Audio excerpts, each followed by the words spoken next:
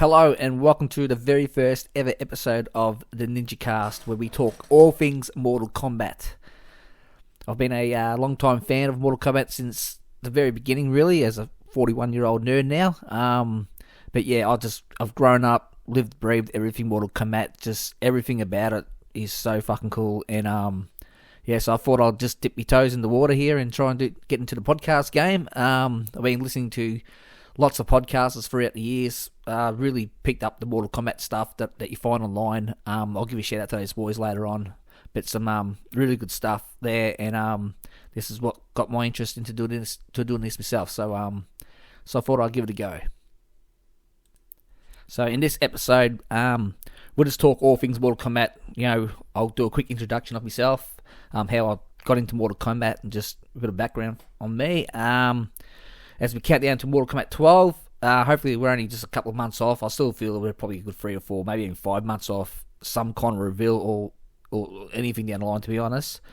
But we'll go through that. We'll talk about that for a fair bit. I've got my dream roster that I've put up. It's not exactly a prediction roster or anything like that. Not who I think is going to be in the game, but it's just a dream roster of how I would like the roster to be laid out this year. But it's a little bit of a prediction as well. Maybe there's a little bit of prediction to it, but it's more of a dream roster. We'll talk about story hopes, what we need in the stories, what we look forward to, what could happen, all that kind of stuff. And we'll go through. We'll talk about some good stuff of Mortal Kombat. Like we'll have a category good stuff, and then we'll have some shit stuff.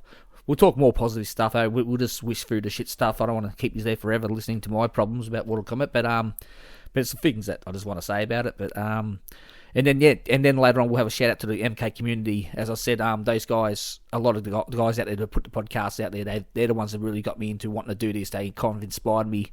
So yeah, this is what piqued my interest, and I thought I'd give it a go and see how it goes. So anyway, a little bit about myself first, but all I can say is that Mortal Kombat came into my life, kind of found me probably when I was I would have been probably about 11 or 12, in the early 90s. I think it would have been about 92, and I remember going to the game store a lot. I remember I used to hire Street Fighter a fair bit. I wasn't a huge fan of Street Fighter, but I loved the one-on-one mechanics. I thought it was something unique about the game. It was really good fun to play and get to know all the characters and the backstories, and I thought that was really cool.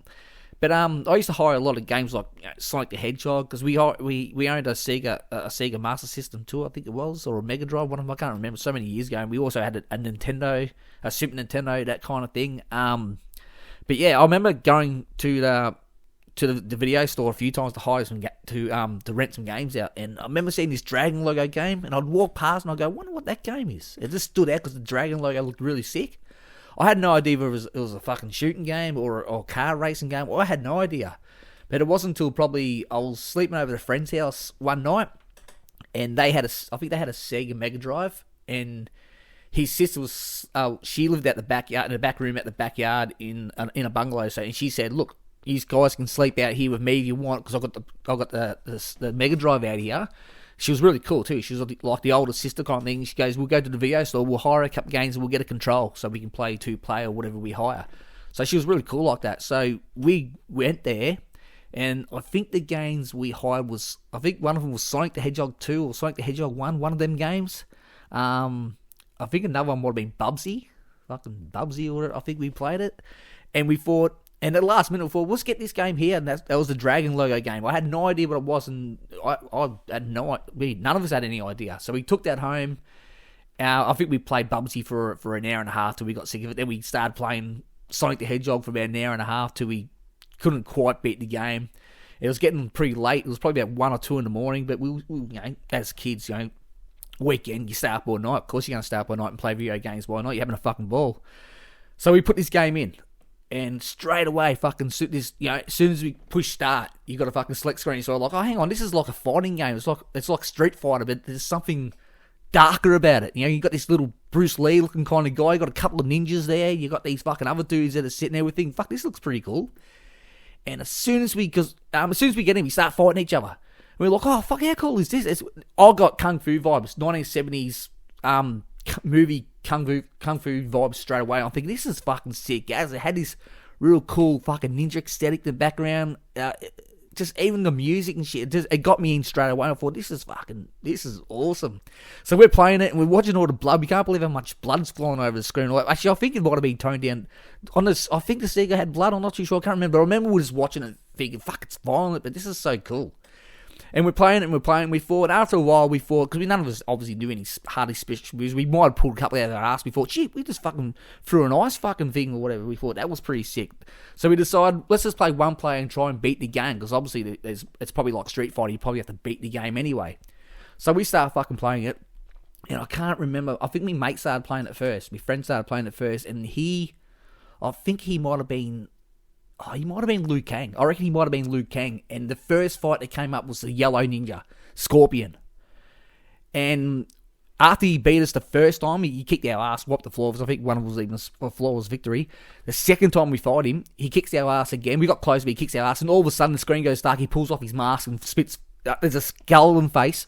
Spits fucking fire out of our feet. And we burned fucking to our knees in a heap of fucking bones. Like just kneeling there.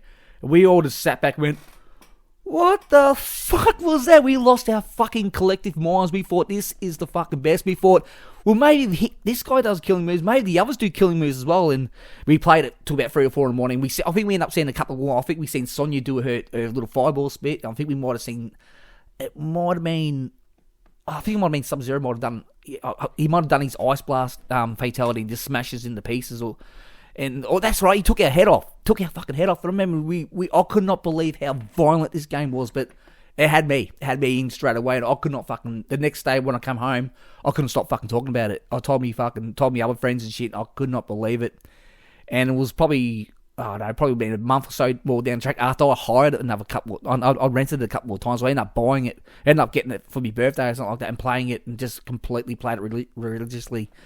And all I can remember is just wanting to know more about the backstories. Like, I didn't even know Liu Kang was the main good guy. I thought he was actually a fucking bad guy. Because he just looked like a real angry little fucking Bruce Lee kind of dude. Because it was just so fucking scary, and fucking... Just everything about the game, the music, all the way down to the characters, and just wanting to know, fucking... Who was who, and what's their deal, and, does the blue ninja and yellow ninja, are they friends or whatever? Are they both bad guys? I had no idea, man. And because back then, there was hardly any internet around, so we didn't know shit. But it just gave me vibes of as watching Big Trouble in Little China as a young kid. And like seeing Raiden, and straight away when I seen Raiden in the lectures, I went, he's one of those fucking thunder gods off the one, the ones on that fucking movie. I thought, yeah, that's where they pulled that guy from. And I straight up thought he's a fucking badass. He's probably one of the main bosses or whatever. He's definitely a bad guy because he looks so fucking scary with his white face and shit. But no, it turns out he's actually a fucking good guy. So, but as the years went on, obviously, down the track, Mortal Kombat 2 came out, and I remember the colours just popping even more. Like, I've seen them in the arcades too, but just seeing the colours look even better, like better sprites and faster gameplay, and then seeing the new characters and the fatalities they went up another level. Like, holy shit, like Kung Lao's fatality, where he slices you from the top of your fucking head down to your groin area, and fucking you just split in half, split in two. I remember just going, fuck that, oh god, that's fucking horrifying. It was just shocking, the pit level and all that kind of thing. I mean, thinking, fuck. But the story started to come together though. And then you got to fight this fucking big forearm dude. Like we seen Goro for the first time. I'm like, how did they make a fucking costume for this guy? Turns out it was just a little model thing, a clay model thing they made. But how fucking sick was that? And then Kintaro came out in Mortal Kombat 2, and Shang Tsung was a young man. He had this cool ass fucking retro yellow fucking suit fucking he was wearing. And then you got to see the big boss fucking Shao Kahn that you only heard of in the first game, and he's only in the background. And then you see how fucking hard he was to beat. But yeah, just vibes all the way up to Mortal Kombat 3. That's when I just lived and breathed Mortal Kombat. I could not get enough of Mortal Kombat. And when Mortal Kombat 4 came out, I was a little bit older, and playing Mortal Kombat 4, I didn't quite enjoy it as much as I enjoyed the first 3. It looked pretty good, and the fatalities went up another level too. But the 3D era kind of lost me a little bit, but I'll get into that a little bit more further on. But like just the stories were great. Like the stories were awesome. I just was never a fan of the 3D game mechanics. It just, to me, it felt like it lost its identity a little bit until it finally won me back when Mortal Kombat 9 re-hit. When I heard that was coming back in the 2D era, fighting mechanics, I was fucking blown away, and I was like, yep, I'm back. I'm fucking back. And I got that feeling of going to bed dreaming about Mortal Kombat again, counting down when that game released, which was the best thing that Mortal Kombat ever done, was going back to 2D mechanics. But that's how I found Mortal Kombat, or that's how Mortal Kombat found me anyway, and that's how I've become a massive fan of the franchise and just love everything about it. The movie, the 1995 fucking movie. Oh, I remember just watching it for the first time and just I didn't know it was at the cinemas. I didn't get to see it at the cinemas. I didn't even know it existed until one of my friends up the road had it on a video. And he said, "Hey, you want to come up and watch Mortal Kombat?" I'm like, "Mortal Kombat? What movie?" He goes, "Yeah, the fucking movie." I'm like, "Fuck yeah, all right, no worries." Come up and watched it. And from the opening scene to the very end, I was like, "Fuck, this is awesome." The guy that played Shang Tsung, Kerry Tagawa, forgive me, I don't know his name off by heart, but he was a sensational. And every time you think of Shang Tsung now, I just think of that guy. He was absolutely brilliant. All the actors, all his costumes, it looked so fucking good. Annihilation shit in our face, but we won't even fucking waste our time on that. But yeah, that's how I fell in love with Mortal Kombat and everything about it. But yeah, so here we are. We're counting down to Mortal Kombat 12. It's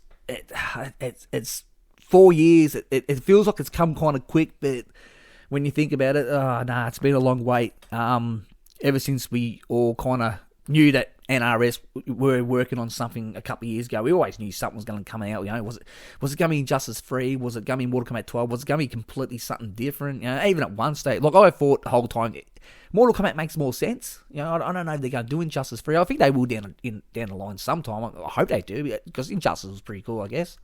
But when they said when Ed Boon more or less basically confirmed just a few months ago now that Mortal Kombat 12 is going to be the next game, that the hype has just been completely building. It was even building before then, but to have it confirmed that's what got me excited. And we count down to Mortal Kombat 12 now, and we know now it's going to be a continuation of the Mortal Kombat 11 story. You know, I know they're going to pick up things where it left off of Liu Kang having control of the hourglass and all that shit, and so yeah, it's just yeah.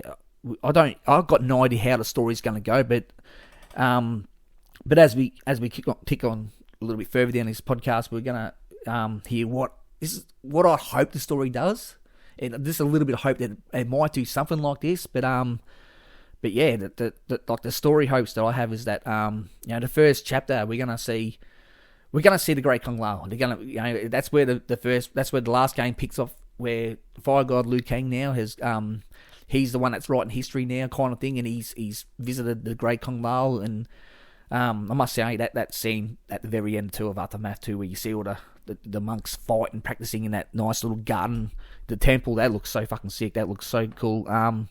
But yeah, I'm pretty sure that's where the movie's gonna the story mode's gonna pick up straight from there. So I'm hoping that we see something like where Kung Lao has to defend Earthrealm against Shang Tsung, and you're gonna see, you might see some ancestors from other warriors fighting. Like depending on what they do with this chapter system, I don't know what they're gonna do. I know they do the chapter by chapter, character method kind of thing, but I just think it's a bit stale now. I just like the idea of just fucking fight after fight. I don't care if you got an hour and a half of fucking 3/4 of an hour of cutscene towards another until you get to another fight. I don't give a shit about that. Like, I just want to see a good story told, in depth kind of story. But anyway, look, we're gonna obviously be Kung Lao, the Great Kung Lao, in the first chapter. I think we're gonna be anyway. I hope that's the first chapter. And you're gonna fight. You're gonna beat Shang Tsung, but later on, in the next tournament, you're gonna come across Goro, who I actually have on my main roster too, because it just makes sense that he's there. And depending on what happens with Liu Kang, changes time night, and he actually has the Great Kung Lao beat Goro. This is where it's going to get a little bit shaky ground for Liu Kang and his friends, because I reckon he's going to go down a route by having Kung Lao beat Goro this time. But it's only going to have fucking... And Goro... And I can't see the Great Kung Lao killing Goro, because he's a noble warrior. So it's probably going to send a ripple effect in time, which is going to be for the bad. And that's why I reckon on my roster, you're not going to see Sonya. You're not going to see the other Kung Lao. You're not even going to see Raiden. Liu Kang's going to have the Great Kung Lao win the first chapter, and that's what's going to fuck the time up. So years later on, where whatever they do with the Great Kung Lao, wherever he just lives his life out and dies, or because Liu Kang obviously will live on, kind of thing. Liu Kang's going to sit there and he's going to blame himself. He's going to be all depressed and shit. He's going to blame himself, thinking, "What have I fucking done? Some of my friends haven't come back. There's no Raiden." and all this kind of shit. And this is where I reckon Fujin comes in, and Fujin's gonna play that mentor kind of guy, pick Liu Kang up off the ground and say, listen, this is what you need to do now.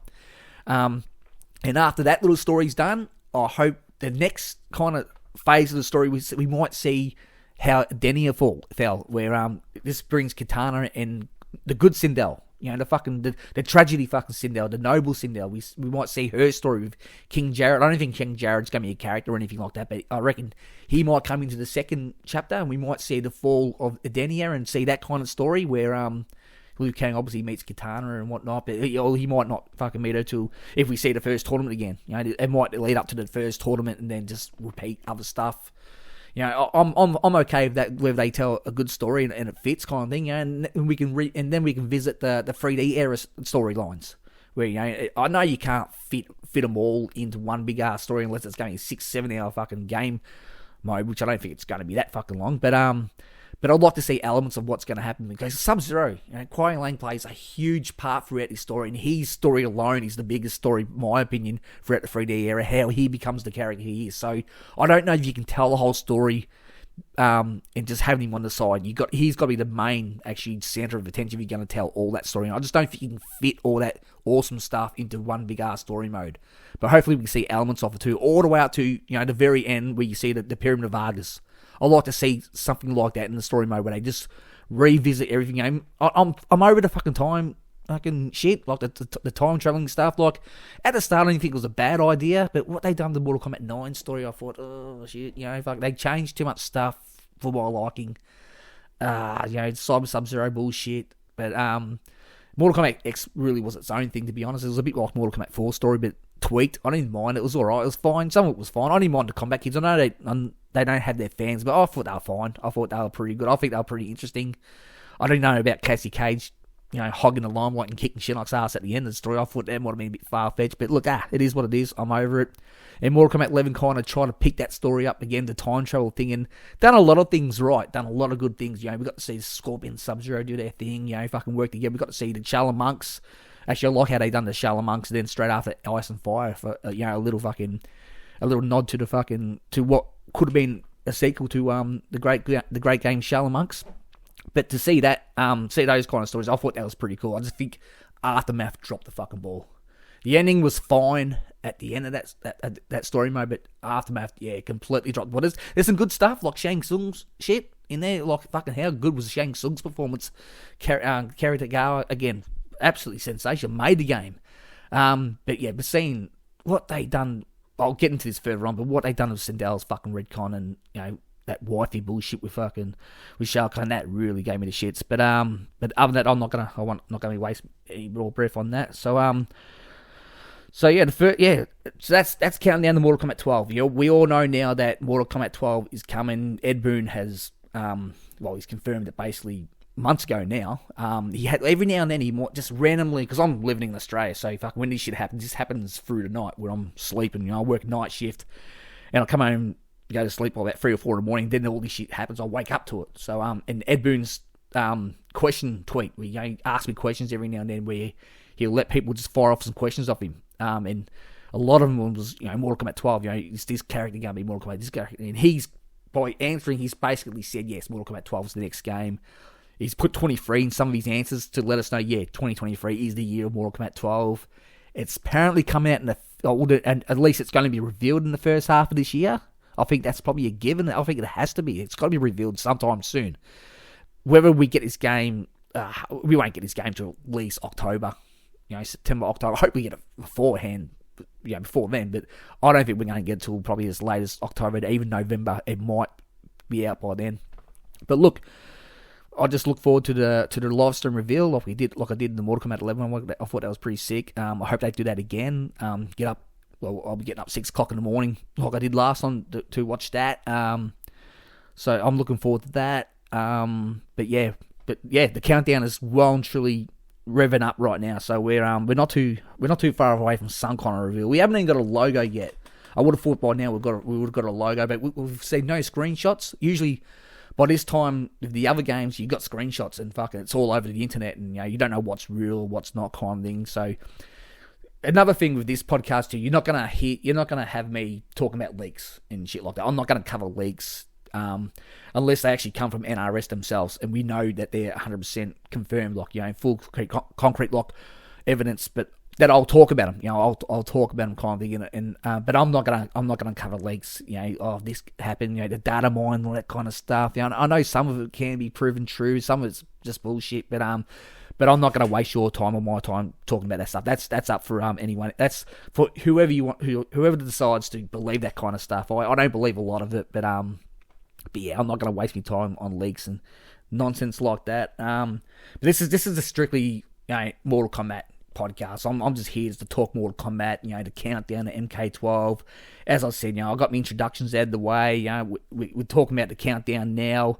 So, you know, the next subject, or the first real subject I'll be talking soon, will be Dream Roster, that I'll put up on screen soon.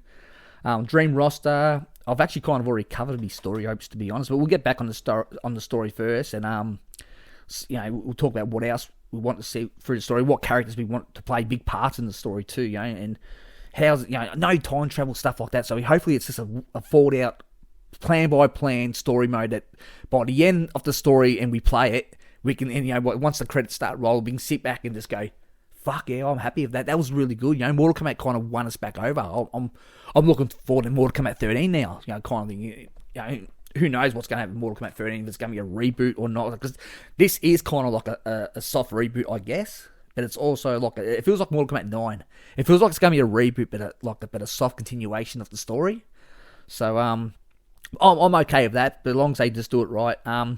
Yeah, we'll go through a list of good stuff. I've got a list here of good stuff. There's about 15 or 16 different things I'm going to tip over. You know, what's fucking awesome in Mortal Kombat, what's fucking fresh, and what makes me happy, and fucking what I think fans like too. You know, we'll talk about that kind of stuff. And then I've got my shit stuff for us, which is probably twice as long, but I'm not going to spend a lot of time talking about every different thing. I'm just going to go through it quickly and just talk about it quickly and then just move on, because I want this to be a positive podcast. You know, I really want people to hear, you know, if you're listening to this, to sit back at the end and go, yeah, okay, yeah, no, this guy fucking, he's a Mortal Kombat fan. You know, he only wants what we want, kind of thing. Yeah, he just wants to be happy. He wants to be happy. And that's what I'm doing. I want to be happy. I want to have a good roster. I want to have good fucking characters. You know, I want to get a good mix of 3D characters too that we haven't seen for a long time. You know, there's some terrible 3D characters out there, but it doesn't mean that any of them can be redeemed and refixed and remodeled and also redesigned. Even if they change the backstory or tweak it a little bit, that's fine. But I've got about 6 or 7 3D characters on me roster, on me dream roster that I think deserve another go, and I think they can play a huge part in stories as well. But yeah, and after we go through the roster and the story hopes and the good stuff, shit stuff list, I'll give a shout out to all the MK community, you know, all the guys, you know, that are out there doing their podcasts as well. You know, it's the NinjaKAST guys, unbelievable. They've been around now for probably nearly the best part, almost 10 years, I reckon. I've been listening to them ever since I came across them years ago. I reckon I would have first heard them probably 2016 or something like that. They just, you find these guys and you think, oh yeah, actually, well, not. They know what they're talking about. I like them. You kind of latch yourself onto them, and now here I am about 8-9 years later. I'm still listening to them. I go to work and I put them in my headphones at work, and I just for hours I'm entertained. You know, if it's Shad and Razor doing the Lost, that's probably my favourite channel of all. Is the Lost, where they go through every character and they talk in detail. You know, and you get a laugh out of it because it can't. You know, Shad's cracking jokes and Razor's saying some funny things as well. It's really funny. You get a laugh out of it. I reckon the guys are sensational. You know, so yeah, what Shad and Razor and Cyborg and all the boys are doing down there at the on the NinjaKAST, yeah, check them out. You got to check them out. They're a must. Really, MK fans, just yeah, you can't tell they love MK, and they know what they're talking about too, and they're good value if you want to laugh as well. So check those guys out. I'll give other guys a bit of a shout out too. I've got a list here of all the people that I've been listening to over the years, kind of thing. So yeah, I'll give them all a bit of a shout out towards the end of this podcast. Anyway, yeah. So the thing that you never know is how many characters are going to be in the fucking in the game, on the game. So you never have a clue how many characters are going to be in the game. I've got a roster here, and as you can see on the screen, my base roster I've got it at 31. I think I think I think Mortal Kombat 11's roster at the end, after all the DLC and guest characters were on there. I'm not actually 100% sure. I should have done my homework on this, but because I haven't played for months now. It's been a while since I played it. Would have to have been about probably close to 45 or something by the end. 45 or 46 characters. I could be wrong. I might be a mile off, but it just feels like to me there might have been about 46 characters or something like that. But on here, I've got my base roster, and it's got 31 characters. So I'm thinking Mortal Kombat, PlayStation 5. I know not everyone's got one yet. Hopefully everyone can get a hold of one, or Xbox, whatever game you play, even on the computer. Whatever you can get your hand off. I think everyone deserves a PlayStation 5, because I don't think this game's going on PS4. As far as I know, I don't know how that's going to work, but I hope everyone gets a PS5. I really do, because everyone deserves to play this game straight away. But on my dream roster, on the base roster, I've got 31. I've got 31 characters. Just these are characters, especially something, of course, favourites kind of thing. But I think these are characters who deserve to be a big part of the story too. So this is why I've chosen this. One. On my DLC list, which I'll get to later on, I think I've got 8 on my DLC, and it's gonna have a theme of the DLC is gonna be a theme of like a monster pack, like all the big muscly fucking really bad guys. I think that can fit the story too. Not all of them probably will be in the story, but they're gonna be fun to play anyway. And I know not everyone's a fan of the guest characters, but I'm thinking I gave a look. They're gonna put guest characters, and they're probably gonna put at least half a dozen on there. I've got 7. And these are just left field. I just think they fit Mortal Kombat. As I said, I'm not a huge fan of guest characters, but they're gonna do them. Look, and I'm happy with guest characters if they're done right. If they're done right and they're unique and they're fun to use and they fit the Mortal Kombat, like Freddy and Kratos and who we've had in the past, like Jason Voorhees and Predator. And I thought Alien was a really weird choice, but he worked well. And in, of course, Mortal Kombat 11, you got fucking Terminator. I thought Rambo was great. When Rambo was coming out, I was actually really excited about Rambo. I thought, fuck yeah, Rambo. I grew up watching Rambo, and I didn't, in a million years, I would never have guessed Rambo. But that's what I've kind of done with this list too. I've actually kind of gone a little bit left field, and some of them you might go, I don't know, but I reckon hopefully there's a couple of you might go, I never thought of that guy. Fuck yeah, why not? Or never thought of her or whatnot. So, but anyway, let's go straight to my roster. We'll have a look at this anyway. Obviously you got Fire God Liu Kang. I mean, he's going to be fucking front and center of the story. There's no doubt about it. We're going to see him on the word go. I just don't think putting him in this, because I don't know how the story's going to go, but if I was to guess, things are not going to go well for him at the start. And the choices he makes, it's going to cost him friends not coming back. So all of a sudden he's going to sit back. He's going to wonder why the fuck is Sonya here? Sonya's not here. Where's Jax? They just don't exist because he's done something that's fucked the time up. And not even Raiden's around.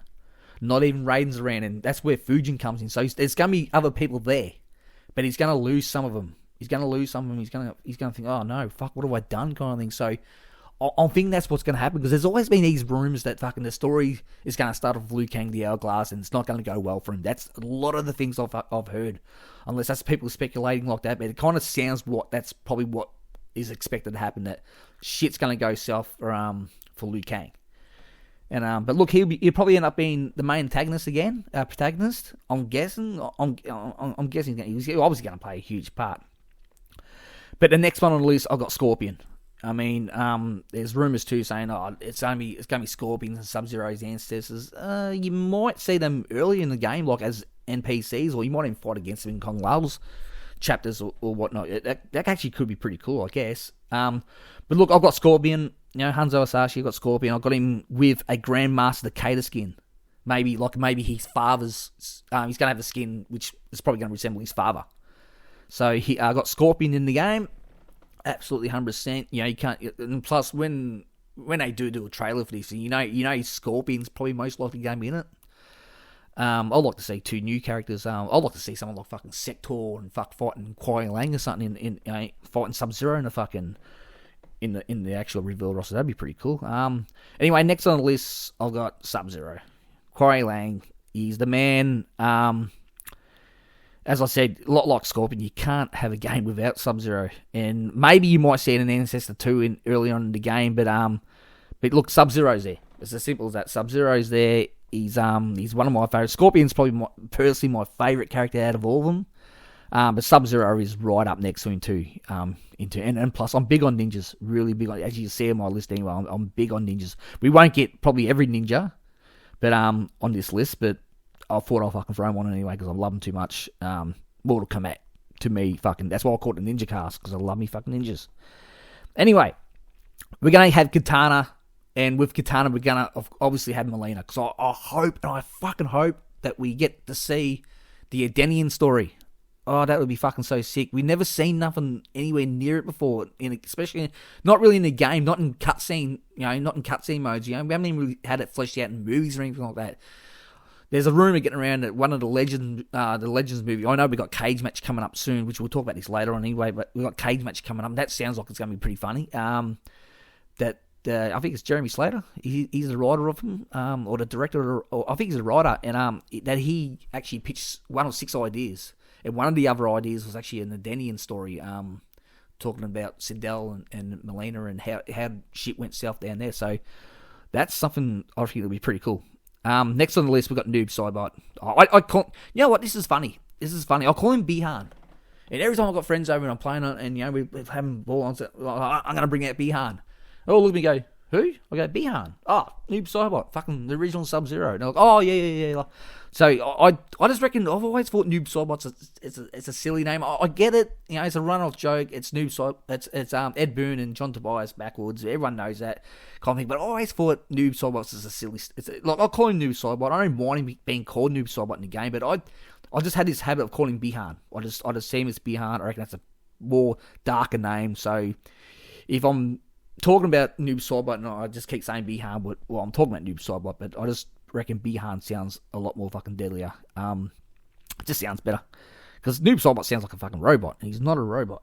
But he's going to have a Sub-Zero skin. He's going to have the original Bihan as Sub-Zero skin, because I think we're going to see something like that earlier in the story. Hopefully we do anyway. And next on the list, we have a guy that fucking has been eking to come back, and he's just, it feels like he's been out of the games fucking forever. He hasn't been getting enough love. And that's Smoke. That's fucking Smoke. Look, equally as important to me is seeing the Edenian story, how that unfolded, but I want to see the Lin Kuei fucking story too. I want to see a flashback at least where he gets captured and Kuei Lan gets away. And maybe he sacrifices himself, but something like, I want to see something like that before he gets fucking transformed into fucking Cyber Smoke. But obviously I've got him with a cyber skin. He's going to have a cyber skin because we're probably going to see it happen. But yeah, Smoke is a fucking must, man. He's got to come back. It's as simple as that. Fucking, if he doesn't, I'll be a bit disappointed actually, but I expect him to come back. I didn't mind his design in Mortal Kombat 9, but he looked a bit darker than usual. Even Mortal Kombat X, even though he wasn't a playable character, but Mortal Kombat X, he looked too dark, as a Revenant kind of thing. I think they need to give him a lighter shade of grey, and look, the hair was a bit, I don't know, a bit silly kind of thing, but they can put him in a plait or something like that, but I'll rather just him wear a sick-ass fucking ninja mask. I'd rather him just wear that, to be honest, but look, he's there, and he's also got a cyber skin. So yeah, Smoke definitely fucking makes it. Now this is a little bit a different fucking. It's a bit of a different look at it, but it's a bit left field. But I got Oniro. If anyone who doesn't know who Oniro is, he's a Lin Kuei Grandmaster, and he's never actually been in a Mortal Kombat game before. I think in Mortal Kombat 9, I think in the church, the cathedral level, I think that might be him in the background resurrecting a dead body. I'm not too sure what that fucking is. Or was that one of Shinnok's priests or something like that? But I always thought that was a Nero. But look, you've seen him in the Defenders of the Realm cartoon. You've seen him in the Mortal Kombat Legends Battle of the Realms. And yeah, he looks pretty fucking sick. He's a real evil looking prick. But I like him as a character. I think he looks sick. I think he's got so much to give. And his gameplay will be really interesting too, because he can actually shapeshift into animals. So, I just think, we first seen this guy in Mortal Kombat Mythologies, which is a game I fucking hated playing, but the idea of it was pretty cool though. bastard of a game to play. I couldn't get past the second or third level. I gave up so easy. But anyway, yeah, Nero's on there because if we're going to tell the Lin Kuei story kind of thing, I want to see him there because I think he's Sector's father. So, and that which brings us to the next pick, and that is actually Sector himself. So we got Sector there. Well, he's Sector and both Sector and Cyrax, and we're gonna see them on the roster screen. They're gonna be actually put in as cyborgs. So they look fucking sick as cyborgs. But earlier in the story mode, I reckon we might see them as humans, and we might see how they get transformed. Because I want to see Nero and Sector. I want to see them. I want to see them have dialogue with each other, kind of thing, because they're father son. They're both assholes, and they both pretty much run the Lin Kuei. That's why Sub-Zero fucking runs away with Smoke and thinks, fuck this shit. We're not doing this shit anymore because we don't want to be cyborgs. So yeah, obviously with Sector you can't have catch up and master. You got to have Cyrax too, and Cyrax is an awesome character. He's the one that's against it all. Now he's not exactly good, but he's against all that shit. So having Cyrax there is important. As I said, both of them will have human skins plus cyborg skins. So look, another thing I haven't touched on yet is variations. I don't know if they're going to do away with variations altogether. I actually think what would be a good idea if they actually went back to the Mortal Kombat X, how they done it there. I think you got 3 different variations to choose from. Different and all sorts of skins. That's fine. The more skins, the better. But I don't think they're going to do what they done in Mortal Kombat 11 with the gear and all that kind of shit. It was too much after a while. You unlock a few skins, but after a while, you just couldn't give a shit because it's just too hard. You had to play the game, the towers at a certain time, and everyone's got like us, like me, I've got to work, and you just don't have the time to do it all, and it's too much of a grind. And plus, you don't want every little bit of fucking gear. There's some of them that looks pretty cool, but even the little gear and the mask looked okay, but I just thought it was too much. It was fucking way too much. I think they should go back to how they done it with Mortal Kombat X. Get rid of variations, or just have the 3 little variations. Because as far as I'm concerned, I don't know why they don't just get rid of all these variations like they did Mortal Kombat 11. Because if you do it, you're going to get more characters. It's more time to spend on more character slots. Yeah, fucking, I don't understand why they done that, but anyway, look, it didn't really work. It's too much. The idea was good, but it was too much. So hopefully they can make a better game out of this because of that, and just do away variations altogether. I think it'd be a lot more fun game, a lot more cleaner. Okay, up next, we've got everyone's fucking favorite secret ninja, and that's Ermac. Ermac was missing from the last game. I know there was a design for him. You seen him in the pit when he fell on the fucking spikes as a bit of a fuck you to all us that Ermac's not going to be in the game. I'm not too sure whether he was planned to be in Mortal Kombat 11, but it turns out he wasn't in the game. So but I think Ermac has to come back. His gameplay in Mortal Kombat 9 was pretty good. I think it was pretty good. But Mortal Kombat X, I like the look of him in Mortal Kombat X, and I love these moves kind of thing, but just floating along the ground, I don't know. I like my characters to be touching, to be touching the ground kind of thing. I just thought Ermac might have lost a little bit of his identity in Mortal Kombat X. He didn't look bad. I love the way he's looked. Even the mummy look kind of thing might have been a little bit too much, but the design they had for him in Mortal Kombat 11, where he's just some kind of grey face dude. I know that was Liu Kang's face that was under the mask kind of thing, but that kind of suit, I thought that looked pretty good. But they can tweak that a little bit and bring him back into this game and have him actually walking along the ground. Maybe have him floating in some cutscenes. That's fine, but use him on the ground. You want his feet to be planted on the ground because fighters are a lot more fun to use like that. When they float, they just feel like they're slowed down for some reason. They just don't feel as fun. But look, Ermac definitely has to make a comeback, and I love for him to have a big. He's one of my favorite characters, so I want to have him play a big part in the stories too. So yeah, Ermac's definitely got to come back. And as much as Annihilation sucked ass, but Rain and Ermac look pretty fucking cool in that movie. Like them suits, minus the rubbery bits kind of thing. But if you give them those kind of suits, dude, they just look like Mortal Kombat 3 ninjas. I actually thought those looked really good. So I reckon bring those fucking back. So give Ermac Annihilation skin too. So bring him back. Ermac has to come back. The Soul Stealing dude. Why not? Fucking absolutely. And well, next on the list is, I think everyone's been dying to get this guy back, been itching to get this guy back, and that's Reptile. This guy's had it so fucking hard. It's not really funny, to be honest. he just gets shit on every fucking game, especially in story. He gets shit on. You know, he had a little bit to do in Mortal Kombat X kind of thing. You know, Kotal Khan really showed him some respect and, you know, bring him into his army and valued him as a friend, which I thought that was a really good touch kind of thing. But we missed Reptile in the last game. I know technically he's in the crit, but he's not in the game though. Mind you though, the Mortal Kombat X skin he had, that was fucking sensational. I don't think they should stray too far away from that. You know, obviously they're going to give him a new kind of look. But look, if they can do something like they kind of did in the between Mortal Kombat 9 and Mortal Kombat X and give him something in between the middle there, and make sure that he's wearing a dark green, you know, a green uniform, and I think that could look really fucking sick. So yeah, Reptile for me definitely, he's well and truly. I think he'd be well and truly welcome back into the game. He's a fan favourite, you know, he's got his following kind of thing. He gets shit on a lot in the story, but he's just so important to have in the game. So Reptile definitely has to come back. I wasn't about this next character. I really thought, maybe if Sonya's not there, there's no fucking point for him like that. But I thought, fuck, this could be interesting. This might lead Johnny Cage to be, because Johnny Cage is a fan favourite and he's going to be funny. He's probably going to be funny in this story mode, but I want to see a darker, serious Johnny Cage edge in this one. So Johnny Cage is going to be that one person that Liu Kang's going to recognise. And he's just there, but he's never heard of Sonya Blade. So you're going to see a different kind of Johnny Cage kind of thing. Look, I wasn't going to put actually Johnny Cage in this game, but then I just thought, hang on, you can't really have a Mortal Kombat without Johnny Cage, because the guy is just so fucking funny.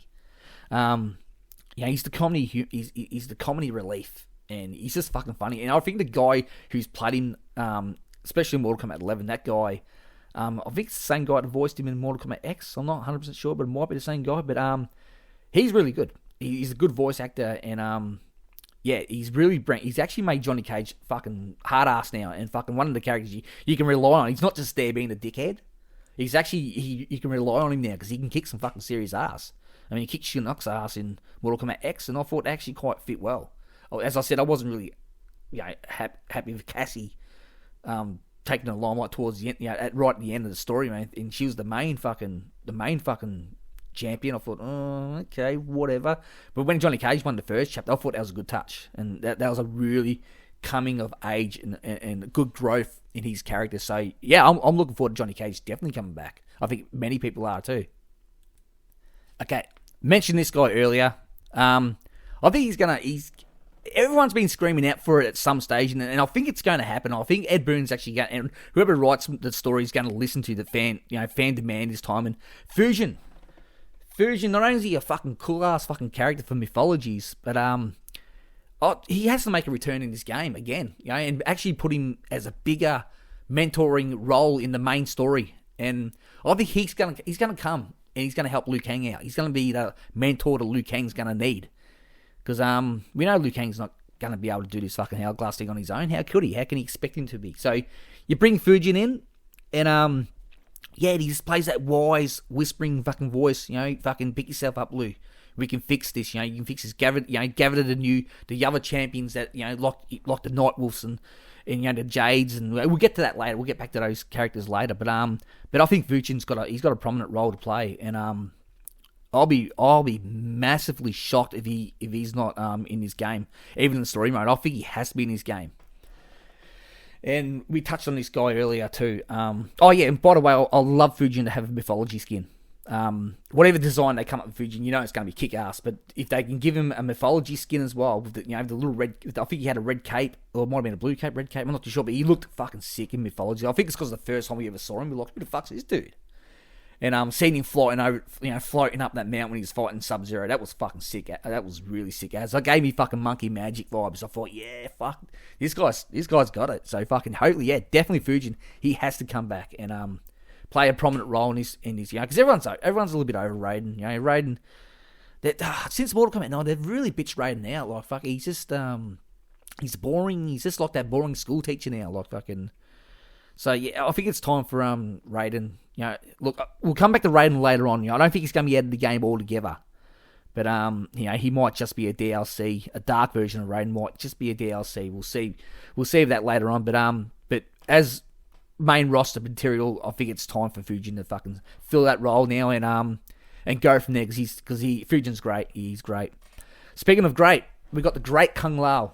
The great Kung Lao. He's going to be on base roster because I just got a feeling we're gonna use this guy in the very, very, very, very early in the story. I think off the bat we're gonna see him under Liu Kang's guidance. We're gonna see him. Hopefully, we're gonna see him fight Shang Tsung. In the first chapter, hopefully, and he's fighting Shang Tsung, and Shang Tsung's wearing that Mortal Kombat 2 fucking kit that he wears, the yellow shit that he wears, the little yellow hat and all that kind of stuff, the little warriors kind of thing. I think that looks fucking sick as. Even these Mortal Kombat 3 looked. I thought if they less spandexy kind of thing, but they can do something with the Mortal Kombat 3 or Mortal Kombat 2, and maybe do something with both of them, put them together. You might be able to good compromise out of that. But anyway, we're not talking about Shang Tsung. We're talking about Kung Lao. He's definitely got to be in the game. We know this. He's going to play a big part, maybe throughout the whole story. I'm not too sure how it goes, but he's going to be there early off in the story.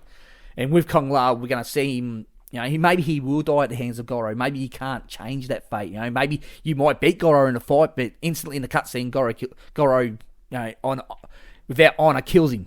Kills him when he turns his back. Just like the younger Kung Lao. But yeah, Kung Lao is going to be there, and I think you got to give Kung Lao a normal Kung Lao skin too. Even though I haven't got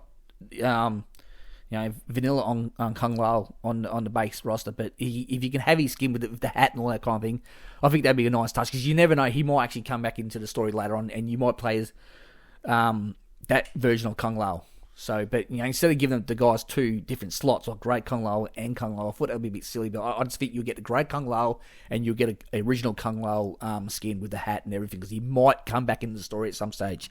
Look, I'm not the biggest Kung Lao fan, but look, if he comes back into the story, or Liu Kang somehow finds him, I reckon that's cool. That sounds pretty fair. So maybe Kung Lao could play a bigger part instead of getting killed off this time early. So we'll see what happens with that. Okay, Jade.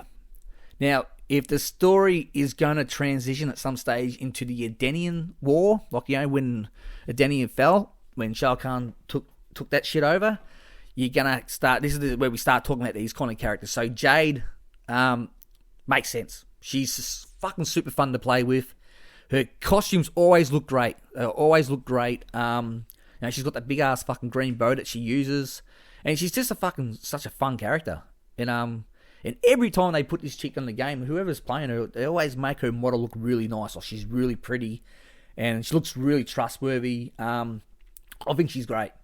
I think she can definitely exist in a game without Kotal Kahn, because I don't have Kotal Kahn on this roster. I think Kotal Kahn's run his race. I think I like Kotal Kahn as a character. I think he's been a pretty cool character. He's always borderline good or evil kind of thing. He's probably ways more of his barbaric kind of arsehole kind of guy, but he's not all that bad. He's not really bad. You can reason with him. But I've actually given him I haven't put him on this list this time up. So I think Jade is going to be in this game, and with Jade, of course, you're gonna have to have Sindel. And I'm not talking about fucking wifey Sindel. I'm talking about Queen Sindel, the good Sindel. If we're gonna visit the Edenian story, then I love it. Off the bat, when you first see her, you're gonna get the Queen Sindel, the noble Queen Sindel. The picture I got up here looks like she's evil kind of thing, because maybe you're going to see that later on in the story, where you see what happens to her with the corruption, that she might come back evil. But if you're going to put Sindel in the game, fucking, if anyone from NRS is listening to these by some fucking snowball chance in hell, make Sindel good.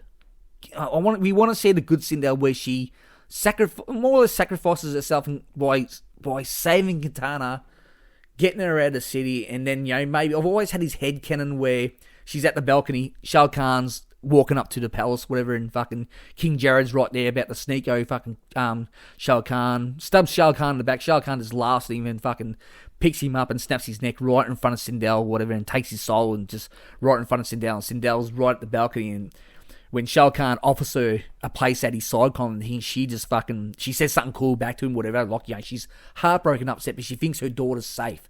So she just flips back over the balcony and takes her own life.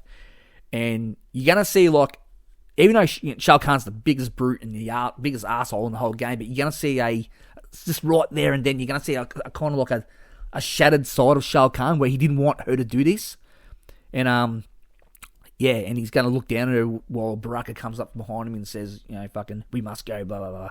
So I want to see that kind of get fucking visited, that kind of shit. So she's going to die thinking that Katana is safe and she's out, where we all know the story that that's not the case at all, that Katana gets found.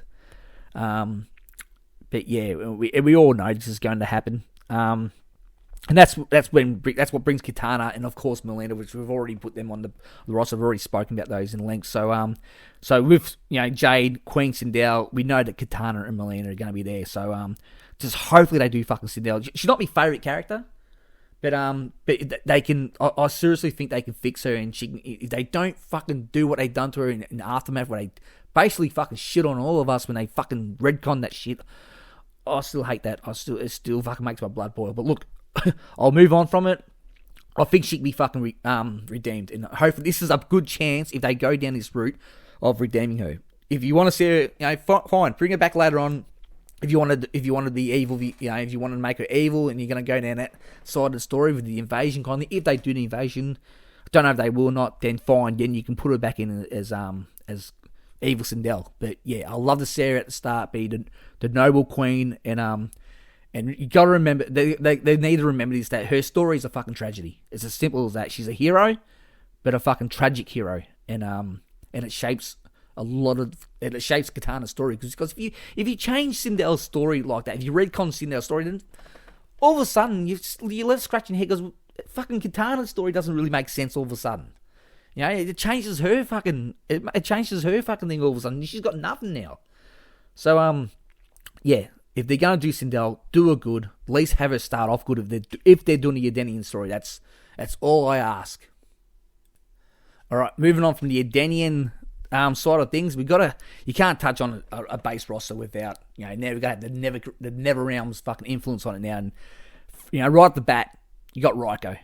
Raiko, this dude sat out so many games. He hasn't returned since the 2D era. I haven't even seen him in a game. I haven't even seen him in a cutscene. Heard him mentioned. We know he's been mentioned because he had some kind of control over Outworld during the civil war between Kotal Khan and Melina. We all know that. We all know about the Raiko Accords. Even though I haven't read the Mortal Kombat X comics. I'm not a huge comic reader, but they're pretty cool. I got the whole set here. I've had them for the last few years. I just haven't. I flipped through them, looking at the pictures, and they look pretty cool. But I actually haven't read Mortal Kombat X comic. That's something I've been itching to do. I should fucking do it. I should read it. I've been told they're good. I've been told they're not exactly fitting into the story. It's a little bit left to be desired, but it looks like a bit of fun to read. So but yeah, Raiko definitely has to come back in this game. The dude that played him in the movie, I'm not going to touch on that, but they just made Raiko look like a fucking just a fool in that movie. But look, this is a game. I'm not going to. This has got nothing to do with the movie. This is the game. But Raiko needs to come back, and when you have Raiko, you're going to have Shinnok, and this is a special one too because Shinnok's going to be pre-order bonus. I know a lot of people have been saying, oh, Motaro will make a good pre-order bonus. So so will Kintaro, and yeah, fuck it, I hope they will. But I've actually got those guys in my DLC in the monster pack that's going to come up later on. So I've found a spot for them. But I just got a feeling Shinnok will be in the game, and they're going to make him look cool. And he's going to fucking fight cool, but he's going to be the pre-order bonus. I hope anyway. There's always one pre-order bonus that and it's always got to be a character that attracts you. You see someone like, last time they had Shao Kahn. I wasn't really attracted all that much to Shao Kahn, thinking, oh yeah, we've got to have Shao Kahn. But I thought, he's there. He could be fun to play with. Who knows? But I think Shinnok's got that pulling power where people will go, oh yeah, fuck it, I've got to pre-order this game. Got to get Shinnok. Shinnok's he's fun as shit. His character is pretty cool. I've always liked Shinnok. I reckon he's sick as. And they do bring him back. I hope they do like the Mugen skin. I hope they do like what they've done with the Mugen kind of. I don't know what it is. I just like that kind of look where he's got like that evil kind of priest looking. So so hopefully they do that and give him the Mugen skin. So yeah, that'd be pretty sick. And next on the list, you can't have Shinnok without his right hand man, Quan Chi. He missed out last game. He missed out Mortal Kombat 11. He was nowhere to be seen because we know he got killed off by Scorpion, Hanzo Sashi. Finally got his vengeance on him and beheaded him, and finally got him, which was a pretty cool payback in the story. So fucking, but look, I think Quan Chi, of course, because he's a never realmer. He's never gone forever. So he's gonna crawl his way back in this game, and he's going to be on base roster too. And I remember there was a design out years ago. It was probably about the same time Mortal Kombat 11 dropped. It was just before Mortal Kombat 11 dropped, and it didn't, like, they were leaks. They were apparent leaks, but they turned out they weren't fucking leaks. They were just bullshit. But someone designed a Quan Chi where his head was ripped off and it was held in place by some metal brace thingy. And I remember it's never escaped my mind. I remember every now and then I think back and I think, shit, that was a pretty cool. Whoever drew that picture, yeah, fucking well done. That was really good. If they do something like that and bring it back like that in this game, I don't think they will, but if they did, I think that'd be fucking sick. I reckon that'd be pretty sick. I'll be definitely happy with that. And we all know Quan Chi's powers too. He's fucking fun to use. He's a pretty cool character. I know he's not liked by everyone, but I think he's a great character. So yeah, we've got to have a little bit of NetherRealm influence, and I think you definitely got to have Quan Chi. Because he's a fucking menace. As simple as that. He's a menace. He's a smart ass. He's a smirking asshole. He's not the greatest fighter in Mortal Kombat, but he's sneaky. He's sneaky. If you got Shinnok, you got to have Quan Chi. So them pair will be a great inclusion for MK12, I think. Okay, now for some female representative. I haven't got a lot of chicks on this base roster yet, but don't worry, I'm getting to that right now. There's a string of them here. Once again, just touching back on the Edenian story kind of thing. I think if you're going to have Jade, with Kitana and Melina, you got to have the Yellow Ninja too. I think Tanya, she missed out last game. She was a DLC. I think she might have been DLC in Mortal Kombat X. I actually can't really remember it, but she was definitely in the story. I think she might have been DLC, and she's fucking just fun to use. The way she does her flip kicks and fucking, she's quick. She's super quick, and the shit she can do in the air, and she's quick as lightning. I think she's a great character. She's one of the best 3D era. I think she came out in Mortal Kombat 4, but she's one of the best 3D era character kind of thing. We haven't seen a lot of her. And to be honest, actually, I don't remember her actually playing a prominent role in 3D era at all. But I know she was in MK4 when we first seen her. Pretty sure she was. I can't remember. It's a bit shady. I should have played those and done my homework a bit better. But anyway, yeah, she's a great character. She's villain. She's a villain. Whether she's gonna be working with Melina in this one, yeah, that like we all know that Melina and Tanya have this kind of strange relationship where they're either they just work together or they're a couple or whatnot kind of thing. I think that's pretty cool. But I just like Tanya as a character. She's just straight up fucking evil. She plays such a good villain. And yeah, like you gotta have some bad influence on Edeni somehow. You gotta have a traitor or something like that. So I'd go one step better. I want to see a bit of a fleshed out backstory for her. I want to see where did she fucking come from. Like fucking why is she like she is? We all know she's a Denian, but why is she fucking like she is? It's a bit like it's a little bit of a mystery that Rain shares as well. Edenian works. I know he works with Shah Kahn out of basically fear, I think.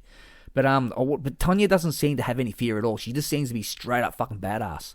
And I just think she's fucking such an interesting character. I would love to learn more about it. It's just that we don't really have a lot on her. As I said, she was in Mortal Kombat X, but there wasn't a lot to do with her backstory. And I want to see that visited in this one. I want to see her a fair bit and play a prominent role. So yeah, now Tanya definitely, and I love for Tanya to have a Mortal Kombat 4 skin. I think when sometimes when we see characters for the first time, we always revert back to their the normal look. And I just thought her look really fucking sick, and hopefully they have her a really cool design for her and a sick skin, MK4 skin. That'd be sick. The next character, this is a really cool character, and look, I wasn't really big on her at the start, but I can see why so many talk highly of her. And when you get into her backstory and you dive right into her backstory and trying to puzzle who she really is. She's a great enigma for the game. That's Serena. We all know she's from the Nether Realm. She's stuck in the Nether Realm, but she's not all that bad. She's not all that bad at all. You know, we all know the story with her in Sub-Zero, the original Sub-Zero, and of course the new Sub-Zero, Kuai Lang, Biham Kuai Lang, the Sub-Zero brothers. You know, the relationship with them kind of thing.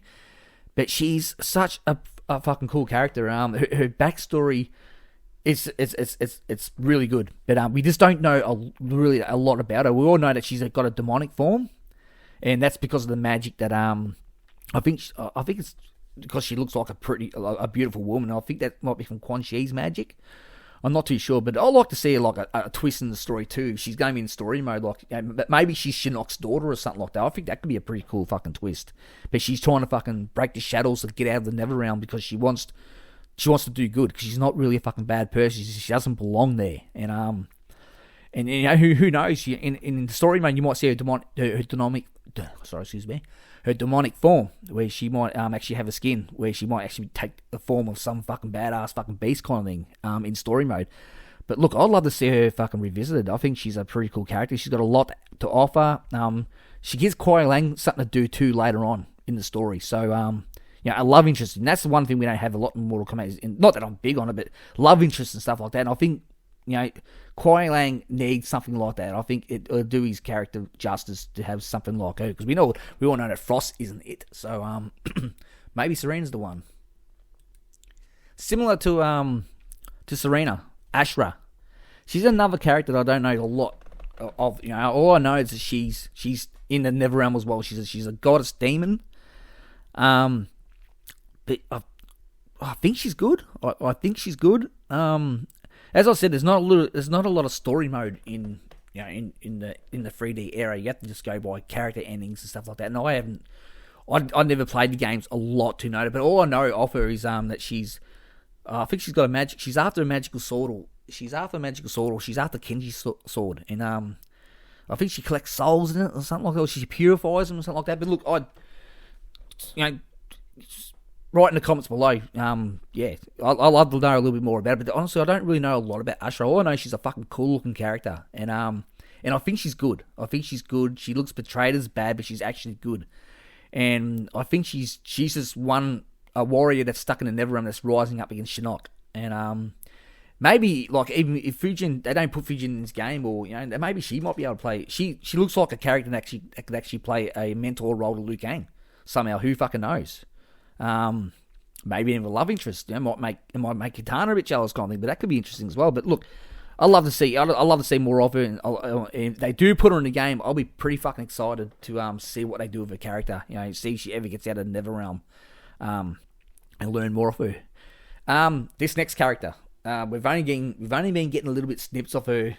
Like of course in the live action movie that we got, the movie that I don't really want to discuss too much about, but that movie, and we also got a little bit of a glimpse of her in the first Legends movie, Scorpion's Revenge, and that's the vampiress, Nitara.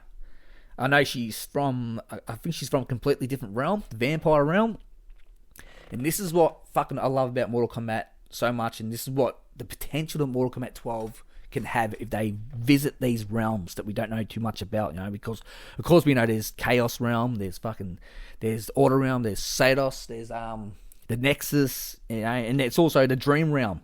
But Vampire Realm, having this chick come into the game, and her moveset and her design is completely unique, and it's completely different to most characters. Whether she fits in the story, I'm not too sure. Fucking good or bad kind of thing. I think she's mostly bad, I guess. But she's just a sick looking character. I'd love to have her in the story mode. She's on my base roster because I just think out of pure favoritism for her move set and the way she looks, she's a fucking sick ass design. She's a waste of potential. If they're not going to do nothing with her, I think you can give her she probably won't get a massive role in the story, but I don't want to be just a jobber or anything like that. But look, if you get to see her a few times in the story, and she plays a little bit of a role in it, I'll be fucking stoked for her. So yeah, Nitara definitely. I'd love to have her in the game. So yeah, bring on Nitara, I think.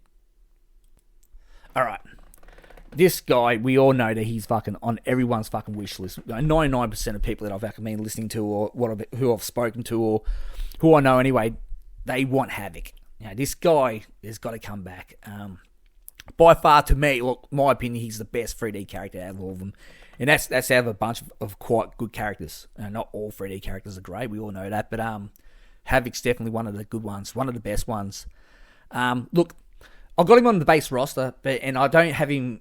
You think, okay, he's on the base roster, well, he's not going to be like the main villain, because this guy's got main villain potential. He's such an asshole, this guy. And we all know he's like a god of chaos. He's just there to fuck shit up. As far as I know, that's his story. He's just there to fuck shit up.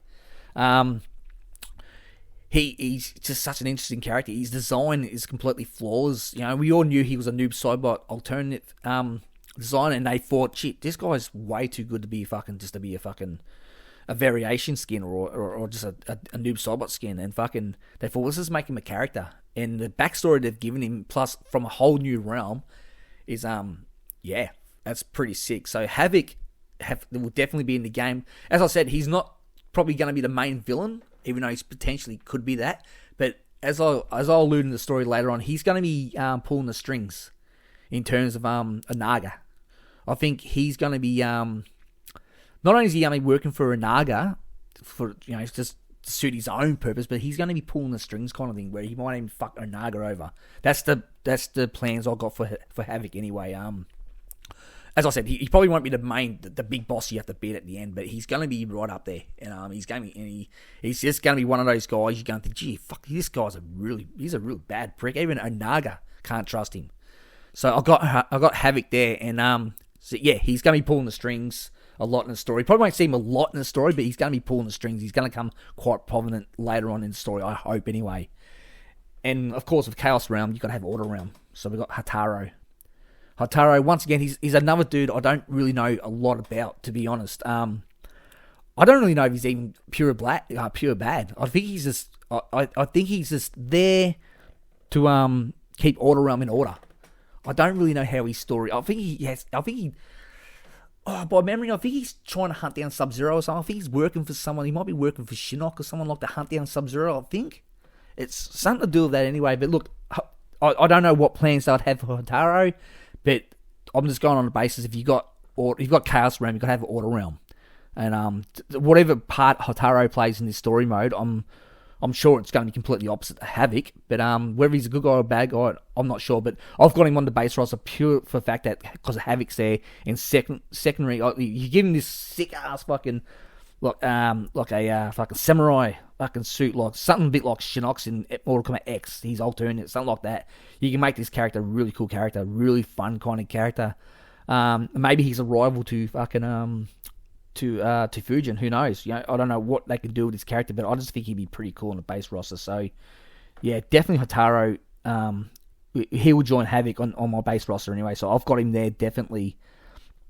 But but with Hataro, we're gonna move on to Rain. So yeah, a bit more Adenian representative kind of thing. So, as I said, no one knows a lot about Rain's backstory. And like Tanya. And even Jade, I want to know why, how Jade came to be kind of thing, her parents kind of thing. But I want to see what why is Rain the way he is. I know we all know he's the Prince of Edenia. He's maybe being the Prince of Edenia sounds to me like he was their knight in white shining armor. So he was their good guy. But we know with Shao Kahn's invasion, come to fuck shit up, and Rain defected and worked for Shao Kahn. But no one truly knows what his motives are. We know he worked with Mileena in Mortal Kombat X, and there was some kind of weird triangle relationship he had there with Tanya and Mileena. But look, in this story, if we do find out a little bit more about Rain, I don't know if we'll see a lot of him, but they do go down the Edenian side kind of things. I want to see Rain there, and I want to see why he betrays Edenia. We all know it's because of Shao Kahn, but I think it'd be pretty fucking interesting if him and Tanya have some kind of relationship where they're secretly working together for their own needs, and they're ready to stab whoever in the fucking back who gets in their way. So I'd like to see Rain and Tanya have something to do with each other. I think that could be pretty sick, given they're both Edenians, they're both very powerful, and they're both pretty cool to play with. As I said, I want as many ninjas on his fucking roster as I can, because I'm a ninja guy, so fucking. I think he's probably 7th, and I might even have one more to go just yet. But But yeah, definitely for me, Rain makes a cut because he's just a pretty cool character, and I'd love to see him do more. I think he deserves more. He's only been DLC the last 2 games. We all know that, but I'm pretty sure they can do more for him. So yeah, bring on the Rain. Bring on the Rain. So yeah, Nightwolf. Okay, this is probably the most interesting one, but it shouldn't become too much of a shock. There's I don't know if you call them rumors, but expectations and just theories out there, ideas that Nightwolf it's got a very good chance in this game because he's just such a cool character. We all know his story. We all know he's rebelling against Shao Kahn because he's looking after his his people, in his land. Kind of thing. He's a fucking sick ass character. I think Nightwolf's one of my favorite characters. I know he's probably my favorite character in Mortal Kombat 3. I just think he's sick as. But there's this theory getting around that Nightwolf. We all know Nightwolf is a mantle, just like Sub-Zero. We all know that's it's a mantle kind of thing. But Nightwolf may come back as a female, and I think the way that can happen is either something happened to Nightwolf in story, or someone takes over or something. Maybe his daughter, maybe his daughter takes over. But in my head canon, anyway, is that because Liu Kang has upset the balance of time and things have changed. Things have changed for the future. Instead of going back in time and revisiting shit, I want to see things happening in the future that we're going to see in the future. So to me, Nightwolf's going to be one of them where the tribe still exists, but he just disappeared. And I think I'm going to say his daughter's taken over. And I found this sick ass design of her. I think it might be an actual woman. It's that good of a picture. I think it's actually an actual woman in costume. Cosplay, but it looks so sick. So I've got Nightwolf in the game, and I've got Nightwolf as female. Not because I'm trying to level the ledger up with females on the roster. I think I've got a really good. I'm just going with nothing at all except for just character. Just what I want to see in the game. Just characters' background. I want to find out more about these kind of characters. So look, I've got Nightwolf. In the game, her playset's probably going to be very similar to the original Nightwolf, but we might see some surprises, in terms of what she can do. Fucking, if she's, I'll be pretty stoked if Nightwolf comes back, and I'll be even more stoked as a female. I'm not really big into change too much. Maybe we might even get a Nightwolf skin. Where I don't know how that works. Having a male and a female kind of thing. It would be like a bit of a chameleon thing. But look, anyway, Nightwolf. Everything aside, I think Nightwolf will be a great fit, and if he returns as a woman Nightwolf, not a sex change, but that could be interesting too. But we see a female Nightwolf, I think that could be pretty cool, and that can really change the story big time and for the good.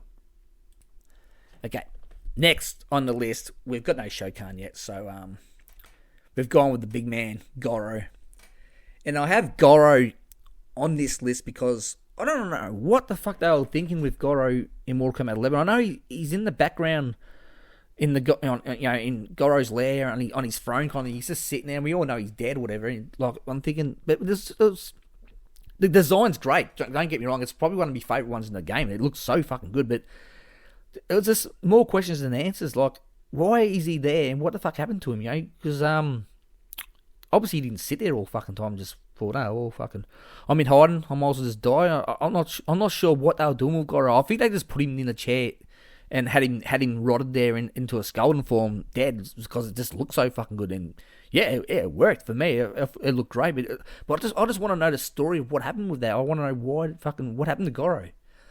But that's probably something, I don't know if they'll ever touch on that. It was just they just done it out of pure design. I think it's the latter. But anyway, look, I've got Goro.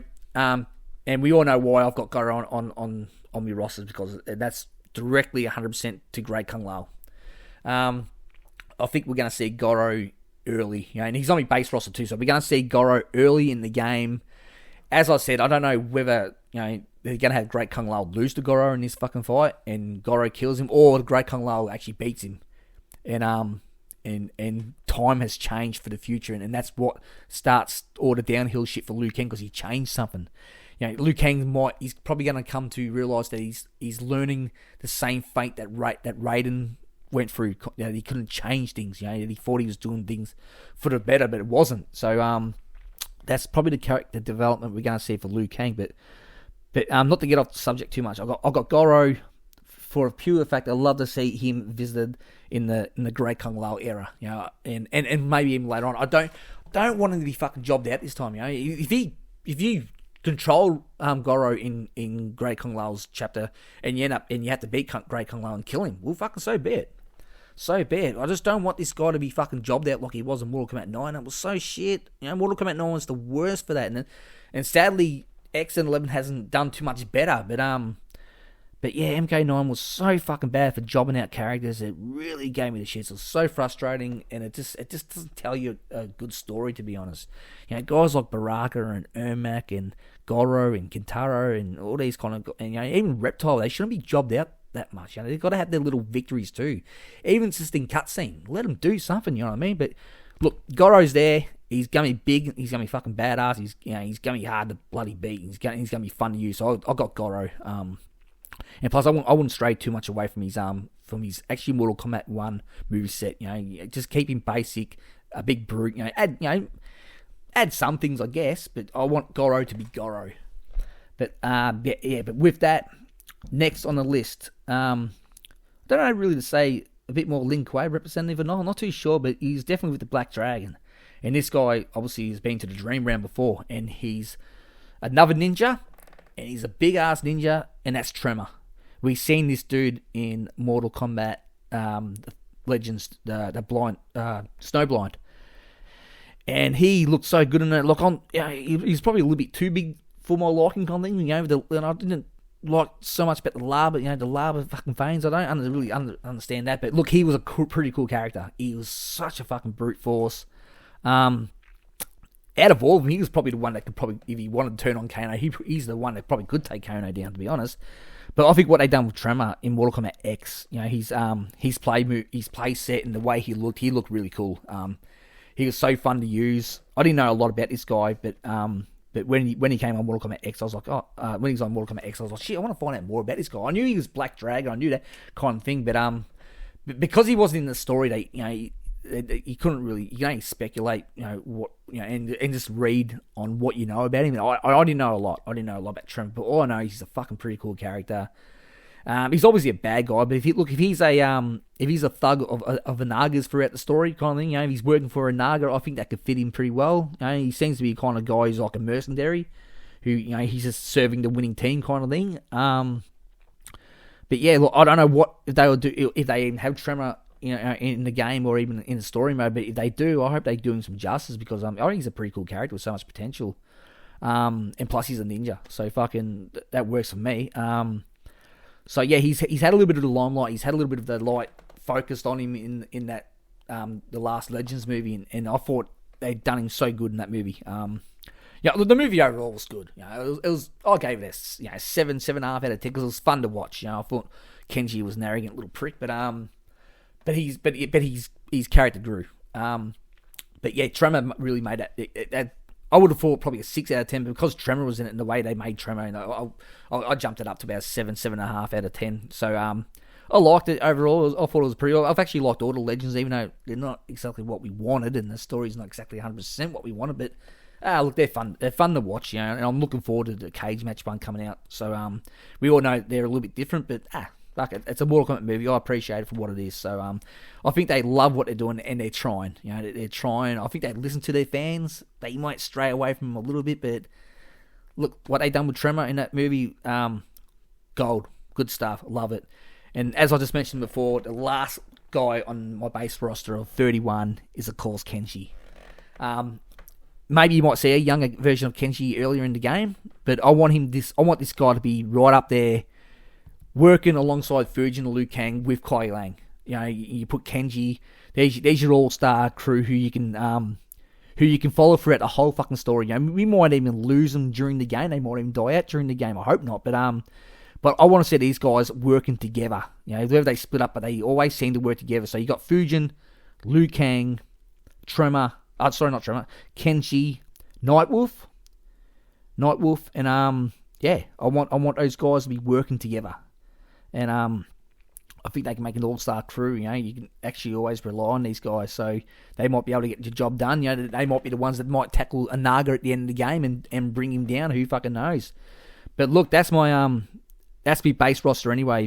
It's up on screen. Have a look anyway. But I'll go over them again quickly. Fire God Liu Kang. I'll just call him Liu Kang. But Liu Kang's there. Scorpion, Sub-Zero, Kitana, Melina, Bihan / Noob Saibot. We all know that. Smoke. I'm really excited for him to come back. As this guy too. I think he'd be cool. Oniro, Sector, Cyrax. We've got Ermac. Ermac's one of my favourite ninjas. Reptile. Oh, and I hope Reptile gets such a fucking good story this time. He deserves it. And we all know he's probably going to have a cool design. If they keep it, like the ninja kind of look, I think you can always do a good designs of Reptile. Johnny Cage is kind of like last minute. He's kind of like the last minute. He's going to be working alongside Liu Kang, obviously, as well, once he gets brought into this world. But yeah, Johnny Cage makes the list. Obviously, Fujin's made the list. Just as more obvious, the Great Kung Lao. Jade, Queen Sindel, you got Raiko, Shinnok as my pre-order bonus, Quan Chi, Tanya, Serena, Ashra, Natara, Havoc, Hotaro, Rain, Nightwolf as a female maybe. But yeah, I got it as a female. Yeah, so Nightwolf, Goro, Tremor, and Kenshi. I think that's a pretty good base roster. It's, as I said, it's not really so much as a prediction. It's just what I'd love to see. It's probably, and there's a couple there that could have easily made the list. I thought, maybe they're being oversaturated with games they can have a rest. Like I think Kano can have a rest. Kano can definitely have a rest. He's not a bad character. I think he's funny. And fucking what they done with him in Mortal Kombat, that Josh Lawson dude playing him, fucking yeah. It just made Kano one of my favourite characters again because of that. And even the bloke who played him in the 1995 movie, I think the late great Trevor Goddard played him. He had a bit of a British kind of accent, but more of an Australian kind of menace feel about him, like a real snarly, arrogant guy. And what this guy done to him in the latest live action movie, was just hands down terrific. Actually made the movie bearable to watch. As I said, I'm not going to go too much into the movie because it wasn't exactly what we wanted, and the story's a little bit, a bit cringy. But Kano was the saving grace of that movie, and that's the main reason I walked out there just laughing at myself, thinking, it was a bit shit, but at least he was funny, so I can live with it. I can live with that now. So yeah, that's my base roster anyway. My dream roster, what I'd love to see overall. Maybe a little bit prediction-ish there, if that's even a word, but it's more just what I'd like to see. I just think you put these characters together and you can visit all these different times in the Mortal Kombat history where you can, you see the great, the great Kung Lao era, the tragedy that happens to him, the shit going wrong for Liu Kang and brings Fujin into it, and you start in Fujin and Liu Kang, they start to bring a team together. They get all these allies. Maybe Scorpion's gonna be one of those too. Hanzo Sashi's gonna be one of those guys that will come. That will get persuaded to come and help Liu Kang out of desperation because he knows he needs them. He knows it serves a purpose. You're gonna have Katana there as well, obviously helping Liu Kang. Kuai Lang's gonna be there. Maybe in Ermac. Maybe even Ermac might be pulled out on the good guys team because he was a good guy once. So maybe that will happen too. So yeah, Johnny Cage is going to be there. I don't know. I hope it's not too much of the dipshit Johnny Cage, but I want to see the funny John Cage, but the hardened Johnny Cage, the one you can rely on now. The fucking bad, the fucking doesn't take shit attitude Johnny Cage, but still funny, fucking. So yeah, I hope he's fucking there. So I want to see Serena join this team, with Kuai Lang as a love interest kind of thing. I want to see him join the team. Maybe even Ashra. Ashra might even fucking help him off the side. A bit like fucking that bird girl of He-Man, where you hardly ever see her, but she's helping him off on the side. Don't know what they're going to do with Hotaru. I've got no idea what they're going to do with that guy. But obviously Nightwolf will be, she will join the gang eventually, and of course Kenji's going to join that gang too. And there's a little bit of hope for me too that I actually skipped past it. I'm surprised I didn't mention this, but Cyrax. Maybe Cyrax and Sub-Zero will get that story too, where he'll bring Cyrax back to he'll be a cyborg, but he'll be working on the good side, on the good team, and if things go really well, Sub-Zero might be able to do the same thing for Smoke too. But Smoke to me, he's just a tragic character. And I know he's supposed to be a bad guy now because he's a cyborg kind of thing, but if it doesn't work out for Cyrax, and Cyrax just gets killed off in it or whatever, actually I actually would rather see him give Smoke justice, and Smoke might become that guy. And and another interesting one too, I haven't touched on either, is Bihan as Noob Sidebot, because obviously he's going to be working under Shinnok and Quan Chi in the story mode if he's there. So I can see Raiko and Bihan going off on their own little thing together. But yeah, the dialogue between Kai Lang and Bihan, we got to see a little bit. We got to see it revisited a little bit in Mortal Kombat 11, in that chapter mode in the fucking the Lin Kuei Cyber Initiative shit. But as I said before, jobbers. Bihan has probably been one of the biggest victims of jobbing, and this guy just sees his own character, even though he's a bad fucking guy, man. But I love to see him. I love to see him have his own character. Maybe he might even turn on fucking Quan Chi and fucking kill him. Where you might have a Bihan chapter where chapter 9 you're Bihan, and you might fucking actually turn on Quan Chi and Shinnok, and that could be pretty cool, I guess. But yeah, there's so many characters I want to see do justice, and Smoke, Bihan, Cyrax, and of course Kuai Lang and Reptile. These are the characters that I want, and Fujin. These are the characters I want them to do justice. Whether Ermac's good or bad, I want to see more Ermac. No jobber fight, so I want to see more menacing. And and if he did actually end up becoming good, that could be pretty cool. You might see at the end of the last chapter might be the Pyramid of Argus, and you might you might see Ermac on the good side. That could be pretty fucking cool. But yeah, that's me dream roster anyway. As I said, it's not so much really prediction roster. It's just what I'd love to see. But look, we'll move on to the next page now, and we'll touch on DLC. As I said, I want a monster pack with DLC. I want the big brutes all in one collective. It might be spaced out over two or three DLC packs, but and it could even be story extensions. Who fucking knows? But yeah. Now, excuse me. By the time I read these out, go through this list, I think me overall base roster, the amount of characters that are going to be is 46. Look, I've been hearing different things that people have been, are expecting something between, maybe 42 to 48, maybe even 50 characters. I don't know we'll get 50 characters. I'm not even really that confident we'll get 44 characters. That's what I initially had on my list was, make 44 characters and probably leave it at that. But there was a couple in there I threw in the last that I could not ignore. And Johnny Cage was one of those guys. I actually didn't initially have him in, and I thought, no, you can't have a fucking roster about Johnny Cage. It's as simple as that. So I left out Kano, made some hard decisions. Molino's another one too. Molino's like, there's so much more they can do with this character. Do they give her a fucking clone army or whatever kind of thing? And Shang Tsung's another one of these characters too. I just thought, well, I know Kerry Tagawa probably won't be able to. He probably won't be back to do the Shang Tsung again. I'm not too sure, but given his age, and respect to the guy, the work he fucking done, in Mortal Kombat was phenomenal. He was sensational. When they revealed him and said that he was going to be doing it, I wasn't 100% sold on the fact that they were actually going to get him to do it. But for what I know, he's the kind of guy who loves the character, and he was more than happy and reached out to the MK guys, NRS, and said, yeah, fuck, I'd love to do it. Absolutely, 100%. Like, we seen him in Legacy. I'm not a big fan of Legacy, to be honest, but he done a good job in Legacy in that 1 or 2 episodes he was in. But to get him back in the game, and it was sick. I'll touch on this a little bit get later on, because he is on my DLC list, as a big ass bad boss. But if they get his likeliness, I don't know whether they'll get his voice, but if they can get some guy who can do his voice, a little bit what they've done with the Terminator thing with Arnold Schwarzenegger. So if they can do something similar along the line, I reckon I'll be pretty cool for that. I'll be down for that. I reckon that could be pretty cool. But look, anyway, as you can see on the screen right there, the first one that comes off. Look, you might see him in the story. I'm not too sure. Unless if there's a plot twist or something like that. But look, I've got Dark Raiden. Not normal Raiden, and the Raiden that I got on this list too, it's got nothing to do with the Raidens that we've seen in the last 3 games. He's not even going to sound like that guy.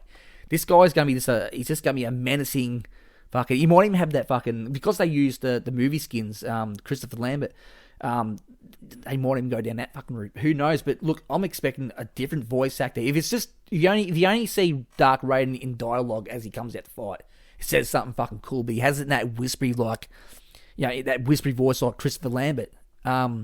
We all know how good Christopher Lambert was in the original Mortal Kombat movie. So I've got Dark Raiden on there anyway, and the design is pretty much similar to the one I got on that picture. I want him to look fucking like that. I want Big Trouble in Little China vibes. We're not seeing this guy in Mortal Kombat 1, but especially Mortal Kombat 2. You're scared to live shit out of me, this guy. I thought, gee, he's so fucking cool. And as I said, the first couple of games, I didn't even know he was a good guy. I thought he was a bad fucking guy. And after Mortal Kombat 2 and Mortal Kombat 3 comes out, and then you realise, oh, hang on, this guy is actually the mentor, or he's the one that's looking after Liu Kang. He's the guy, he's their guide kind of thing. I was a little bit bummed out. I was like, oh, I actually thought this guy should be a bad guy. Like, but we all know the history now. We all know the history now. So yeah, fucking. But look, bring back Dark Raiden as a DLC, as my first DLC. I think he can be fucking sick.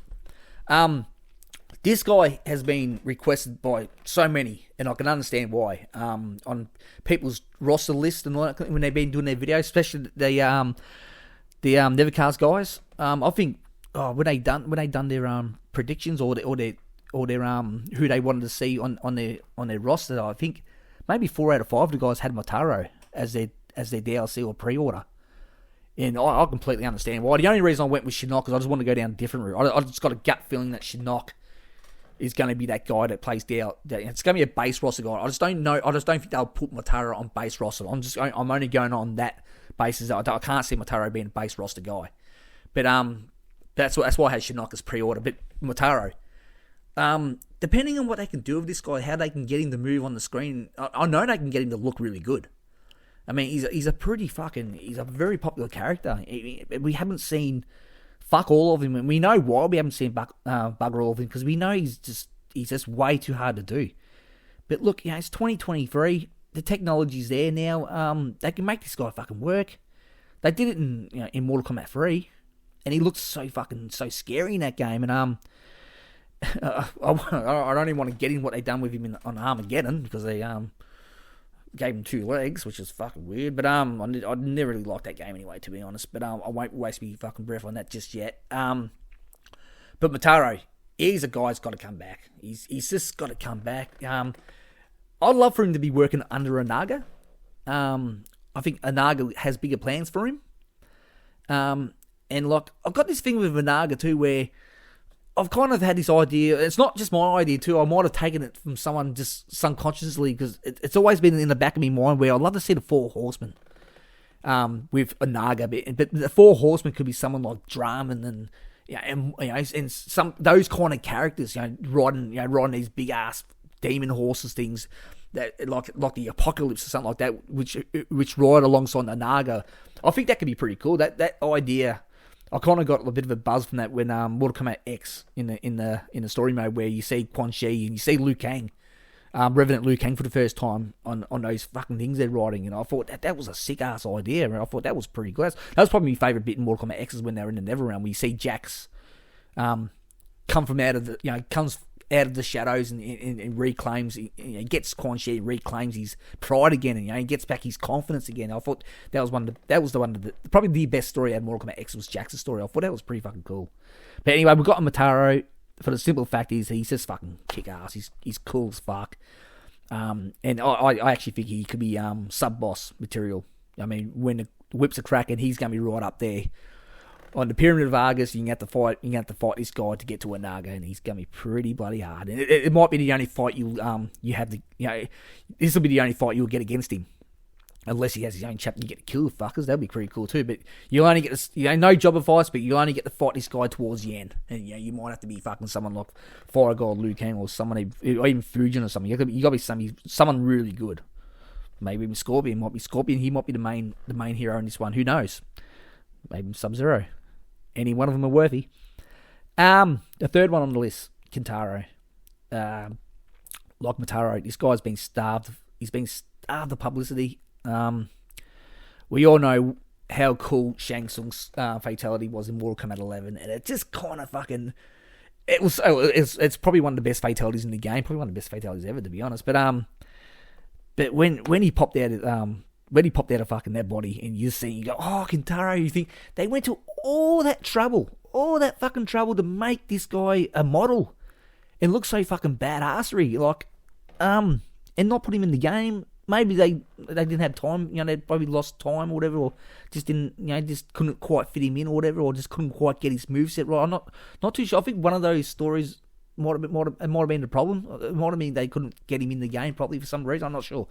But yeah, he looks so fucking bad. And as I said, once again, he's probably going to be, if you do, look, Shao Kahn's been next on the list, but I'll get to him in a sec. But you're not going to see a lot of Shao Kahn. The only time you're going to see Shao Kahn's when he's doing the Denian thing, when he's taking over Denia, and then you're going to see him get his ass kicked by, Liu Kang if they revisit that story again, or he's going to be killed during the invasion. But you're not, in my story, because I'm a little bit over Shao Kahn. I think what they've done with Mortal Kombat level is a bit silly.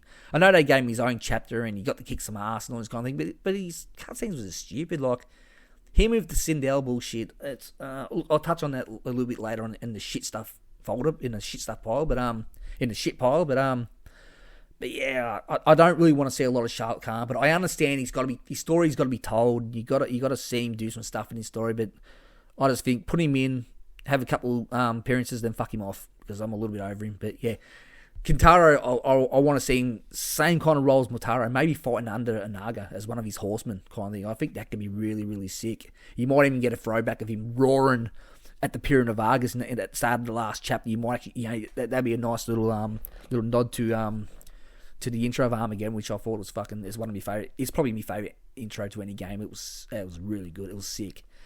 As I said, I won't talk about him too much because I'm a little bit over him. Shao Kahn, he makes sense. He makes sense as DLC. But yeah, he won't play. He'll play a big part in the story, but early, and then his story's gonna be gone. Maybe Onaga. I mean, you might say Onaga might he might fuck him up. I'd like to see Onaga maybe kill him in a different timeline. That could be pretty sick. Speaking of Onaga, yeah, the main boss. This is gonna be the brute, and I think a lot of people are expecting this now. That Onaga's gonna be the main bad guy. He's gonna be the one to beat. To win the game, you're probably gonna have to beat this guy. Look, I haven't got Blaze for some reason. I've got nothing against Blaze, but big fiery rock creature monster. I don't know. I think he just gives me MK versus DC vibes, and I don't have Blaze. I don't have Blaze, but maybe in a cutscene or something like that, or in the background somewhere. I reckon what they should do is have Onaga as the main boss on this one. I know Blaze's story centers around the Pyramid of Argus, but I think maybe that can lead. When they beat Onaga, when whoever beats Onaga and wins, and the story mode's over, it's a happy ending kind of thing like that. He might be the cutscene at the end. He might come in as the cutscene at the end, Onaga, and then you might see something like fucking Taven and Daigon. Their stories might come into it. You might see fucking Argus and what's her name? Dahlia, sorry. You might see that. That might be a cutscene at the end of the story. Who knows?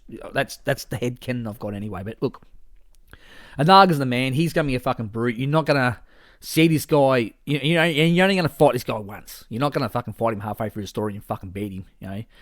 If anything, you're gonna see him kill a lot of fucking people. Fuck people up. So you're gonna fight this guy once, and he's gonna be the fucking size of the screen when you fight him. You're gonna be thinking, oh shit, how am I gonna beat this prick? So you got Onaga. You gotta beat Onaga.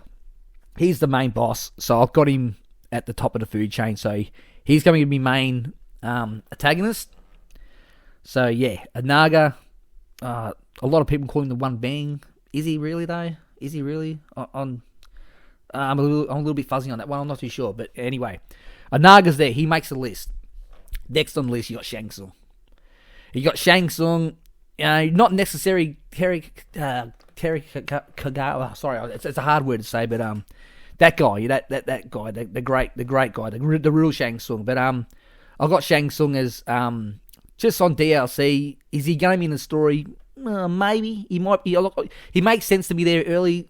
We all know he's going to be in the first chapter when he fights the Great Kung Lao. But I'm talking throughout the majority of the story. Is he going to have anything to do? Probably not a lot. I want to see him get back to his soul steel and shit. And obviously with Shang Tsung too, you're gonna have an old man skin. I want his MK2 look be more fleshed out. Maybe even the long braided hair, plaited hair or something like that. That could be pretty cool. I don't know about the face paint so much, but I love for him to have the old man skin because I want to see the young, youthful Shang Tsung at the start of the game and then see the old man Shang Tsung a little bit, a couple of chapters later on. So yeah, I got Shang Tsung. Whether he plays a huge part in the story, I don't have a lot for him except for early, but as I said, Kerry Kagawa, if he can, if he reprises his role again, well, fuck, the more Shang Tsung, the better. So yeah, anyway, Shang Tsung makes the list. Next up, this is probably a little bit left field. It's a bit of a surprise, but and maybe you might see a little cameo from him towards the end of the story. But I got Zombie Liu Kang. I got Zombie Liu Kang on his own separate slot. No, not a skin as Fire God Liu Kang. I just got Zombie Liu Kang. I just think, why not? Fucking why not? This is a cool idea that NetherRealm done. To have Zombie Liu Kang. I don't mind the Revenants. I don't mind Revenant Liu Kang kind of thing. But I want to fucking steer away from those anymore. I don't want to see those. I don't want to see those necessarily at all in this story. I think we're done with that shit. But Zombie Liu Kang can fucking work.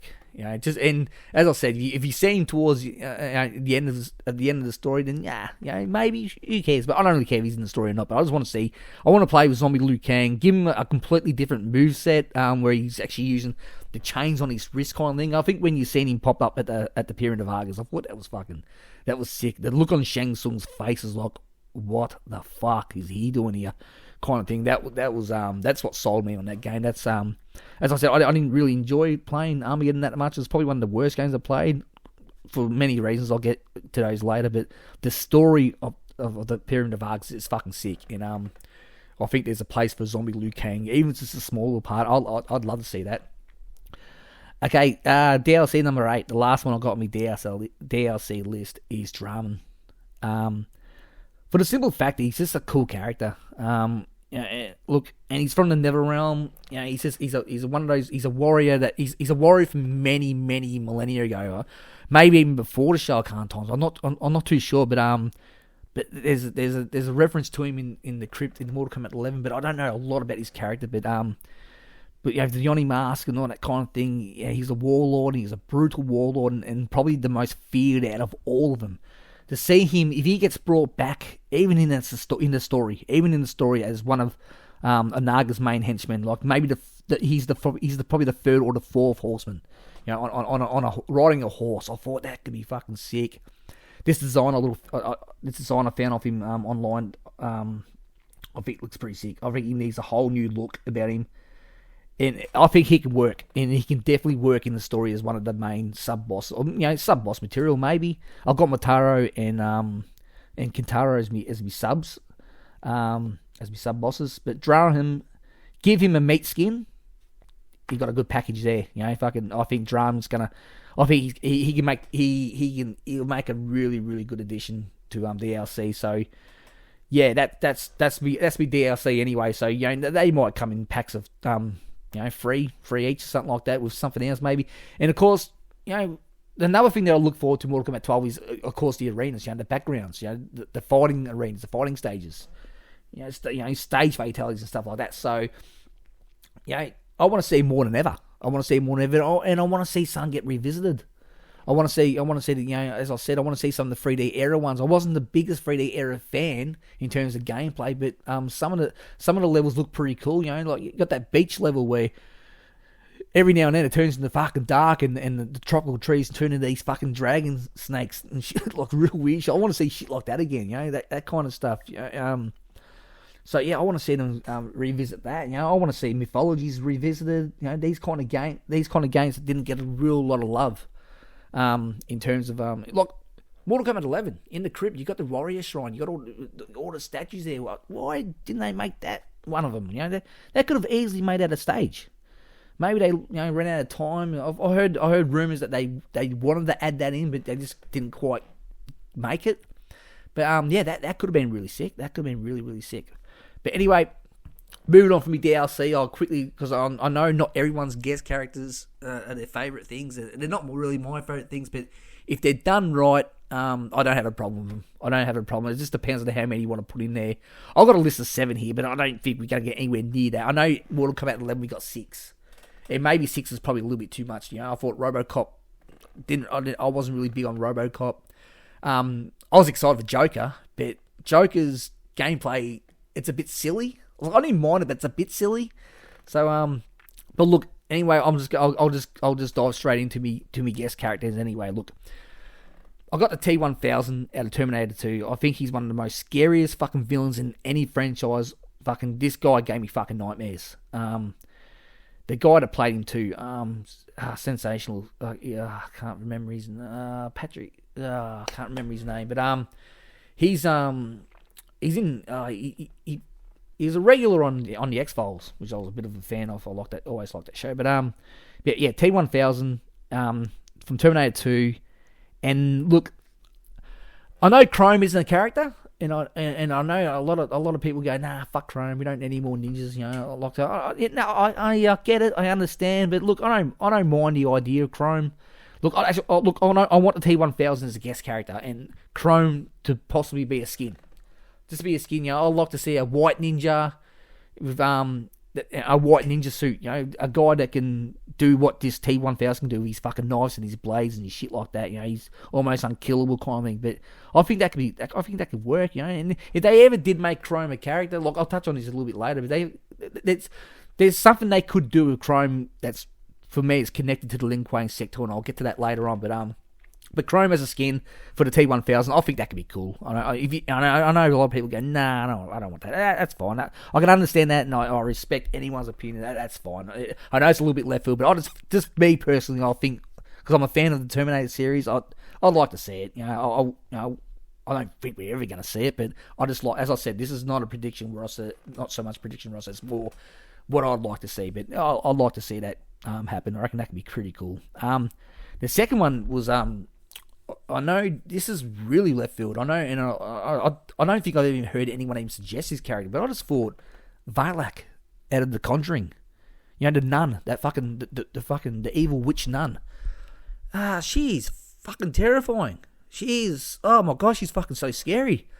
I'm a huge fan of The Conjuring, and I know because the little Australian guy that he's the director, or he's the producer of it, or director.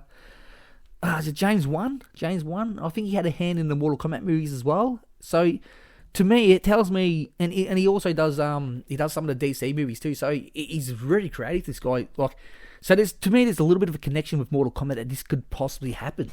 I don't think it's going to happen, but to me, it makes sense if it did happen, because Valak, the Conjuring series that he's big on that. He plays a huge part in making that happen, and also with his ties with Mortal Kombat. Because he's been a little bit part of the Mortal Kombat. We know of the Mortal Kombat movie and Ed Boon and whatnot kind of thing. So I just reckon Valak could be sick. She could be a character where we know she's not going to do a fucking pull a roundhouse out of her ass or anything like that, pull a rabbit out of her head. We know she's not going to do nothing like that. But NetherRealm have a habit of making these characters work. I mean, you look at fucking Terminator. He's not a karate guy, but they make him work. Spawn. Fucking Spawn, they make him work. They make these kind of characters with different movesets work. Joker wouldn't know fucking karate for shit, but yet he can. He's hard to beat because of the other weapon he can use, like his cane and all that kind of stuff. And the fucking wheelchair shit, which I think is hilarious and a bit weird, but cool. But I think you can do something with her. Like, I reckon I wouldn't want to move where fucking if you punch in a fucking coda where like a fucking back down high kick or something like that. She might be able to fucking hypnotize your moveset for 4 or 5 seconds, where all your moves, whatever you push, is opposite, and it just fucks you up for a little bit, and the screen goes all blurry and black and white and all weird, and and fucking the shit like, and she could have a sick fatality too, man. It was like really fucking sick and scary. But I think she'd be a pretty cool addition. I know she's left field, she's completely out of the blue, and I doubt she's going to be in the game, but I'd love to have her in the game. Next up on the list, I grew up as a huge Teenage Mutant Ninja Turtle fan. I got that shit tattooed on my legs. In fact, I'll put up a picture of me tattoos later on. Look, the Shredder. The Shredder is fucking sick. He's like, I like the old school cartoons from the 80s and 90s when I started watching. The Shredder was just this goon, and he fucking crank, and I always got to laugh at him. Jump Steady and Bebop and Rocksteady were just, fucking the Three Stooges more or less when you put them together. But But I became a huge fan of the 2003 Ninja Turtles cartoon. I thought they got that spot on. He was so scary, not so much scary because it's a kid's cartoon, but he was menacing. The way they portrayed him in that movie, it was in the movie also was pretty cool. Probably lost the plot a little bit the second movie they made, but the first movie they made, was. I never really liked the look of the Ninja Turtles in a new movie kind of thing, but I thought that what they done with Shredder was pretty cool. I always think Shredder should always be bigger than the Ninja Turtles in size, but look, Shredder in the 1990 live action movie, and that's how I think the Turtles should look. Hopefully they're going to look in this new movie that Seth Rogen's doing. Look that up because he's working on a new Ninja Turtles movie, and he wants to go back to how they looked in the 90s, and I think that's a pretty good idea. But Shredder in that on the rooftop, that fucking final fight scene, man, I watched that so many fucking times and tried to fucking do every fucking move of the Ninja Turtles when they were fighting him and shit. Oh man, that videotape copped the fucking hiding when I was young. I think a couple of times it ripped. Like the tape played it so much that the tape fucked up. We had to buy another copy. Couldn't afford to buy another copy, but we had to hire it before we can afford to buy it again. But yeah, Shredder. Shredder makes the list because I just think he's sick and fucking he's ruthless and his dialogue could be really, really interesting. Fourth on the list, I've got Scarecrow. Look, a lot of people have been saying Deathstroke makes sense, and yeah, fuck, Deathstroke can be a sick-ass character out of Mortal Kombat. I even think Poison Ivy could be really sick too. Like, we kind of got our Poison Ivy with Cetrion in many ways kind of thing. But yeah, look, I think Scarecrow. I just think, I love the way he looked in Injustice.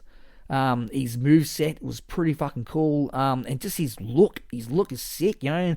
The things he can do to you, just say if they have something like Fatal Blows in this new game, which I'm pretty sure they will. Like, imagine what his Fatal Blow will look like. You know, it can be really, really sick. So look, I got Scarecrow from the Batman series. More villainry cartoon type kind of thing, but really scary looking, real Halloween looking, and I think he'll make a great addition. But next on the list, I've got everyone's favourite fucking killer, Deadpool. You know, you got to have a little bit of Marvel representation. I don't think they got a chance in hell of maybe getting this guy in a Mortal Kombat game because Marvel's is so fucking big for licensing. But as I said, I don't know if I don't think any of these characters will get on Mortal Kombat. But Deadpool would be fucking funny. I could just imagine his dialogue with Johnny Cage. That would be sick. And his moveset would be cool. Because you can kill this guy in a fatality, but he'd probably be still fucking smiling in his fucking face. You know, if you can see his face, he'd be sick. I think Deadpool would be really, really sick. I'm probably more excited about him than most of the other guest characters. If they can get Deadpool on there, I think that'd be fucking terrific. It'd be great. That'll make my day. But next on the list, well, we've been hearing things about this, and it doesn't look like it's going to happen because Ed Boon just can't quite get the licensing. You know, in the past we've had Freddy, we've had Jason, we've had the Texas Chainsaw Massacre, Leatherface, but Michael Myers from the Halloween series. I mean, it makes a shit ton of sense to get this guy on the game, but I think Ed Boon's really keen to get this guy on there. You know, he's a jack of all trades, this guy, and he fits so. I can imagine him playing a lot like Jason, but he gives a fuck, man. Like the things you can do to this guy, his intros and his outros and his win poses and whatnot, especially his fatalities. Excuse me. This guy would be terrific for Mortal Kombat. So I think Michael Myers fits, but yeah, as we all know, he couldn't get the Evil Dead guy, Ash Williams.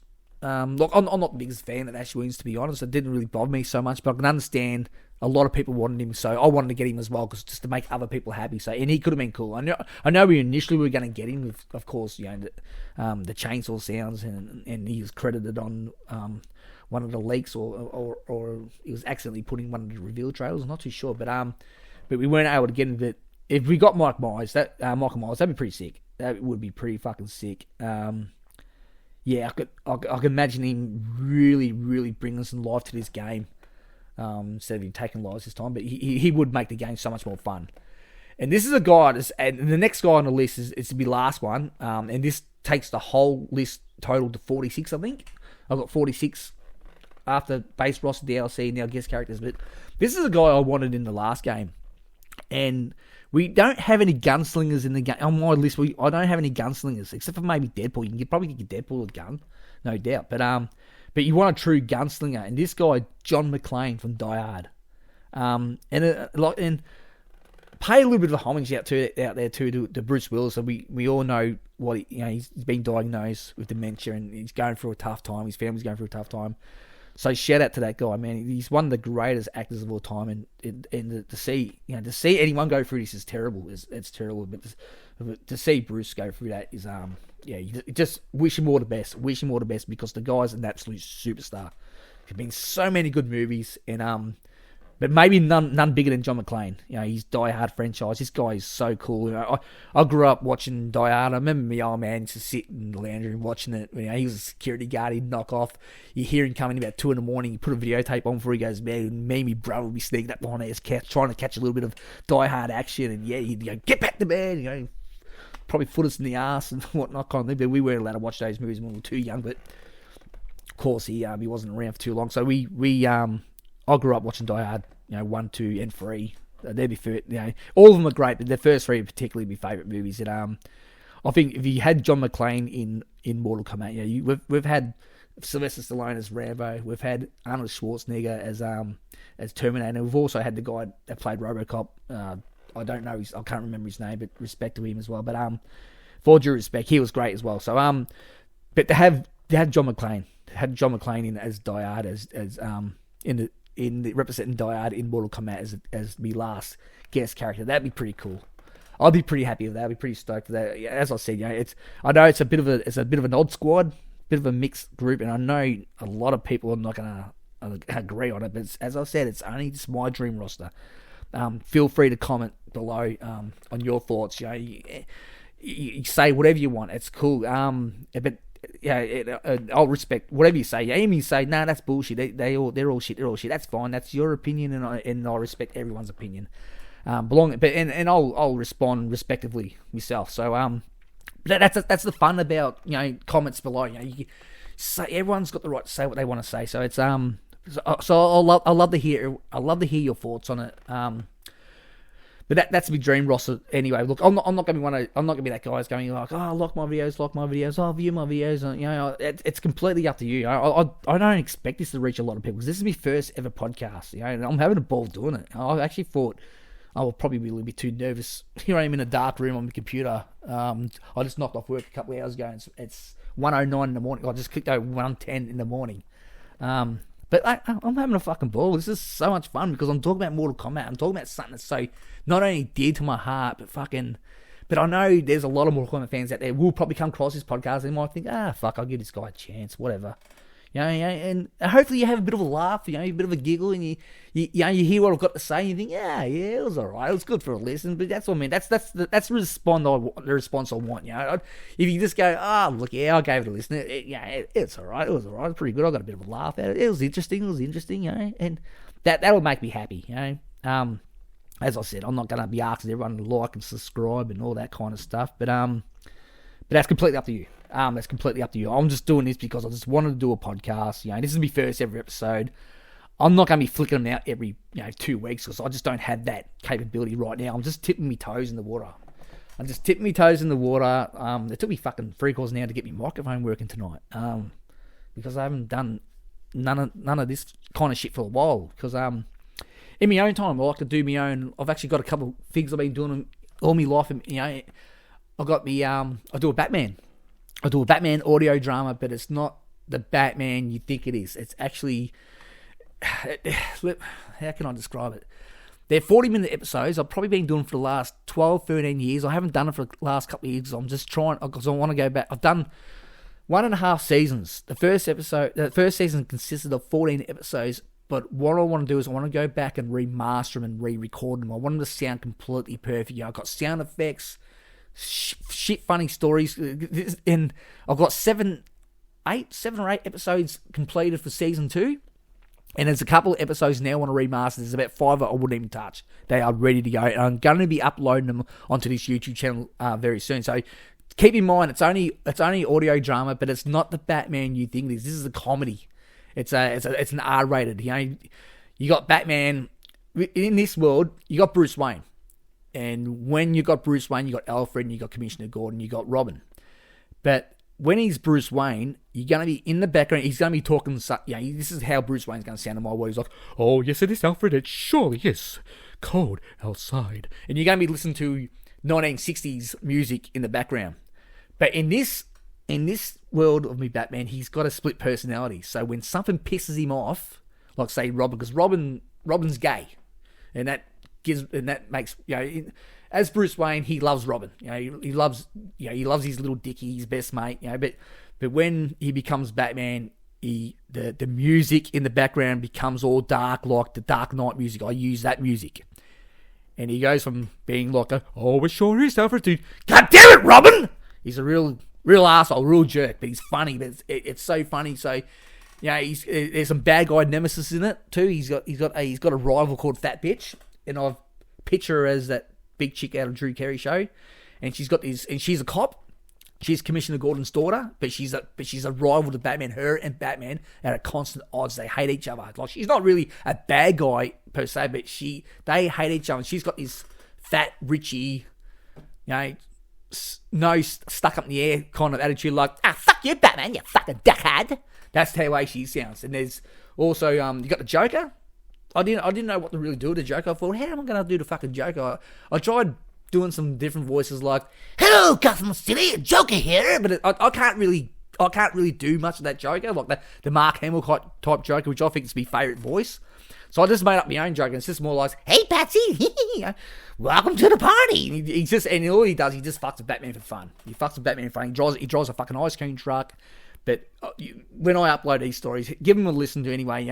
Whether they're for you or not, it's up to you. You will have a laugh. It's up to you. My favourite is not the Riddler, but the Fiddler.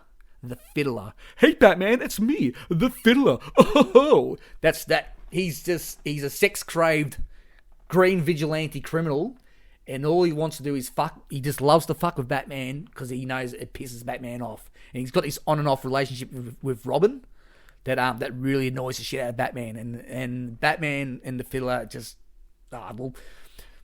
Batman hates him. Batman fucking hates him, but Fiddler just fucks with him for fun. Just for fun. Even though they sometimes even work together, because Batman in my world can be a bit of an arsehole as well, and he might actually need Fiddler's help for something. But that's me Batman world anyway. As I said, I'm going to start uploading. I've just got to turn them into video formats with some images and stuff. So that'll take maybe a little bit of time, but I think episodes 3 up to episodes 7 or 8 are ready to go from season 2. So I will upload those. Give them a listen. As I said, keep in mind it's a different Batman. It's a darker Batman. It's an R-rated Batman. He's an arsehole, but you should get a bit of a laugh out of it. So but yeah. Anyway, moving away from that. I've got a couple lists here. As I said earlier, I've got a good stuff list and a shit stuff list. I've been going just over 2 hours now. I actually plan on doing my first podcast probably, I thought it'd probably go for an hour and a half, maybe 1.75 an hour, 2 at best. I thought I'd be done by now, but I've had so much to say, and I've just been having fun doing it because I've had some really good discussion about it. If it's just me listening to it right now, but yeah. Anyway, moving past the story hopes and me rosters and all that, we're going to go into the list of good stuff, and I'm not going to go too much into these things. I'm just going to really roll them off my list, and. Yes, and feel free to disagree or agree or comment. Please comment. I want to hear what you guys got to say. I really want to hear what you've got to say because we're all Mortal Kombat fans. And if you're a Mortal Kombat fan and you want to talk Mortal Kombat, I'm here to listen. I'm here to listen. I love talking to people about Mortal Kombat. I don't get to do that enough because I live in Australia because I'm only just been added on Discord on the NinjaKAST Discord only not that long ago.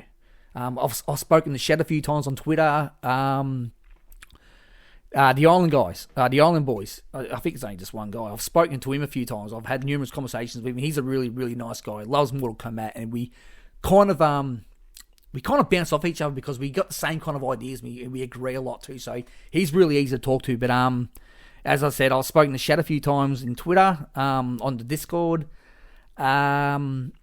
And that's probably it, really. I haven't really had a lot of discussions with everyone else, but hopefully that might change. Hopefully that might change in the future.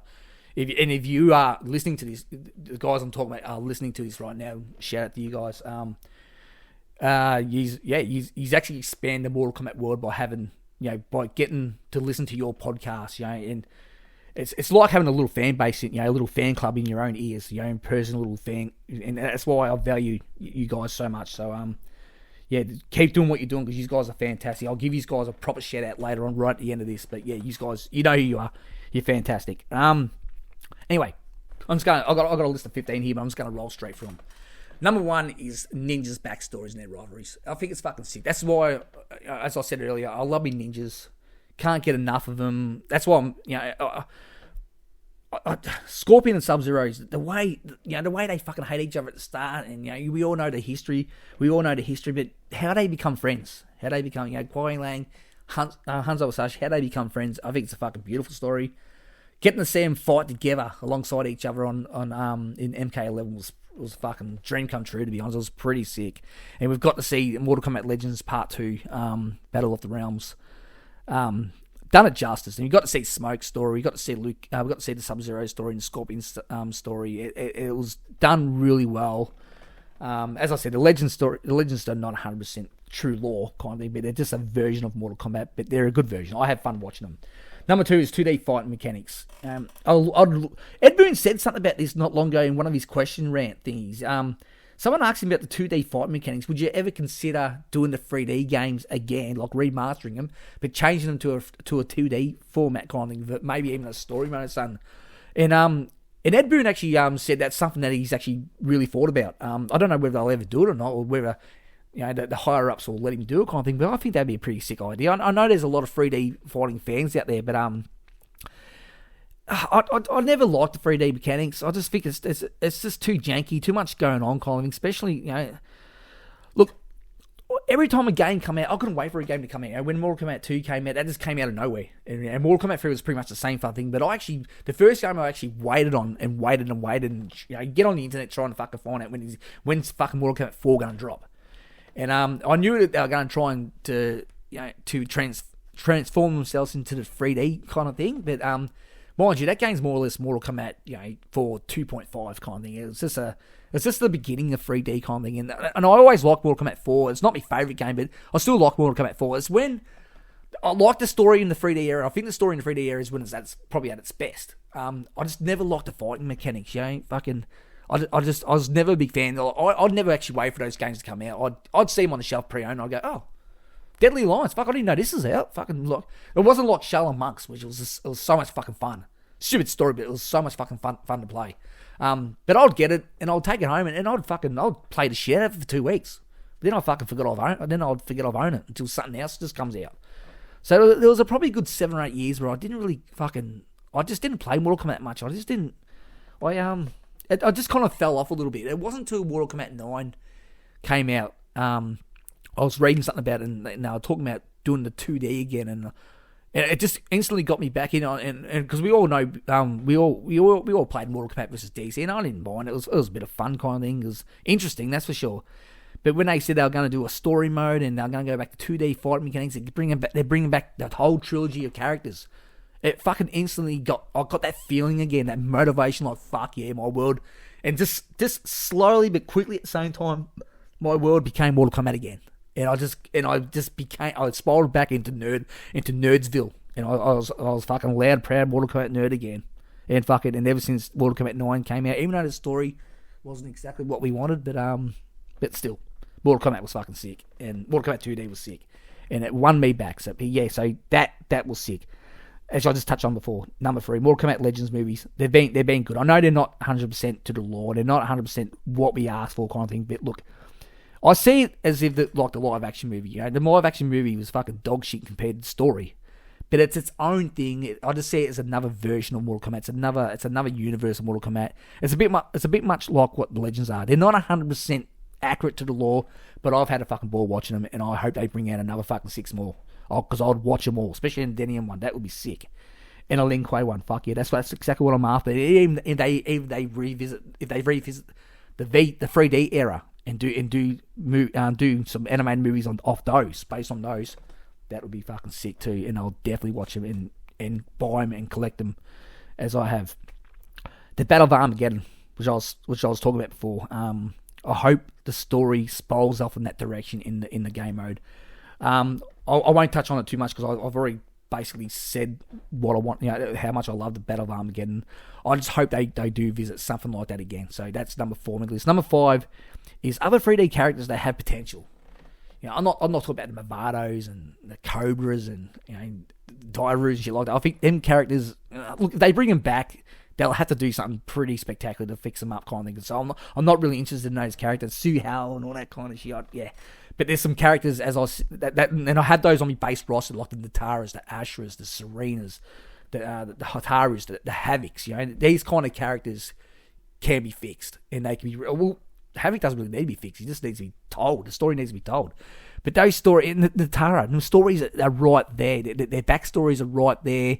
Whether they tweak them a little bit, fine, whatever. Don't stray away too much from the lore. But I'm excited because Ed straight out said. Someone asked him on Twitter. Said, look, I think it was Twitter. They said, "Are 3D characters coming back?" And I think he just put a resounding yes. Yes, they will.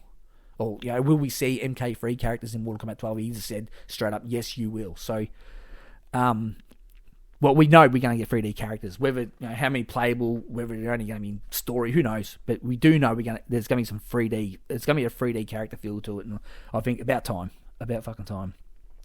Number 6, little off subject, but MK Mugen. I got the one. I think I got revitalized. I won't download any of the other ones because. Simple fact is, they're just crammed too much with too many fucking characters. Especially, I'm not a wrestling fan. I'm not a wrestling fan. Not a huge fan of. I'm not a fan at all of wrestling, but they had them in the Mugen games, and that's probably where I draw the line. Well, so I won't download those games. But I got Mortal Kombat Mugen revitalized. It's got about, I think it's got 106 characters on it. I got it on the computer, and I play it, and I have a fucking ball of it. I have an absolute fucking ball of it. And I love the way the characters look on it. They look exactly how you would imagine them if they were on a Super Nintendo game, something like that. So, shout out to the guys who do MK Mugen. I know, especially the game I've got anyway. Fucking good work, guys. Fucking well done. Keep it up. Fucking love it. Seven's podcast, I'll just touch on it before, MK podcast, all you guys out there, which, as I said, I'll give you guys a huge shout out at the end of this podcast, but you know who you are. Number 7's MK podcast. I can't get through work without yous. I drive a forklift for 10 hours straight at night, and because I'm on night shift, there's bugger all people there, so it's, I'll put my headphones in. If I'm not listening to music, I'm listening to the NinjaKAST guys. I'm listening to a bit of Sonic HD, a bit of a laugh, his stuff, the Realmcast guys. I think they're called the Soulcast now, but the Realmcast guys, Yanni and Fantan, fantastic stuff. They get some really interesting characters from the Mortal Kombat community on there. Really good stuff, and but none bigger than the NinjaKAST guys. They're sensational. Especially the Lost episodes where they go into every character in detail. You learn so much shit from Razor and Shattered. Like, I swear the guys are walking MK encyclopedias.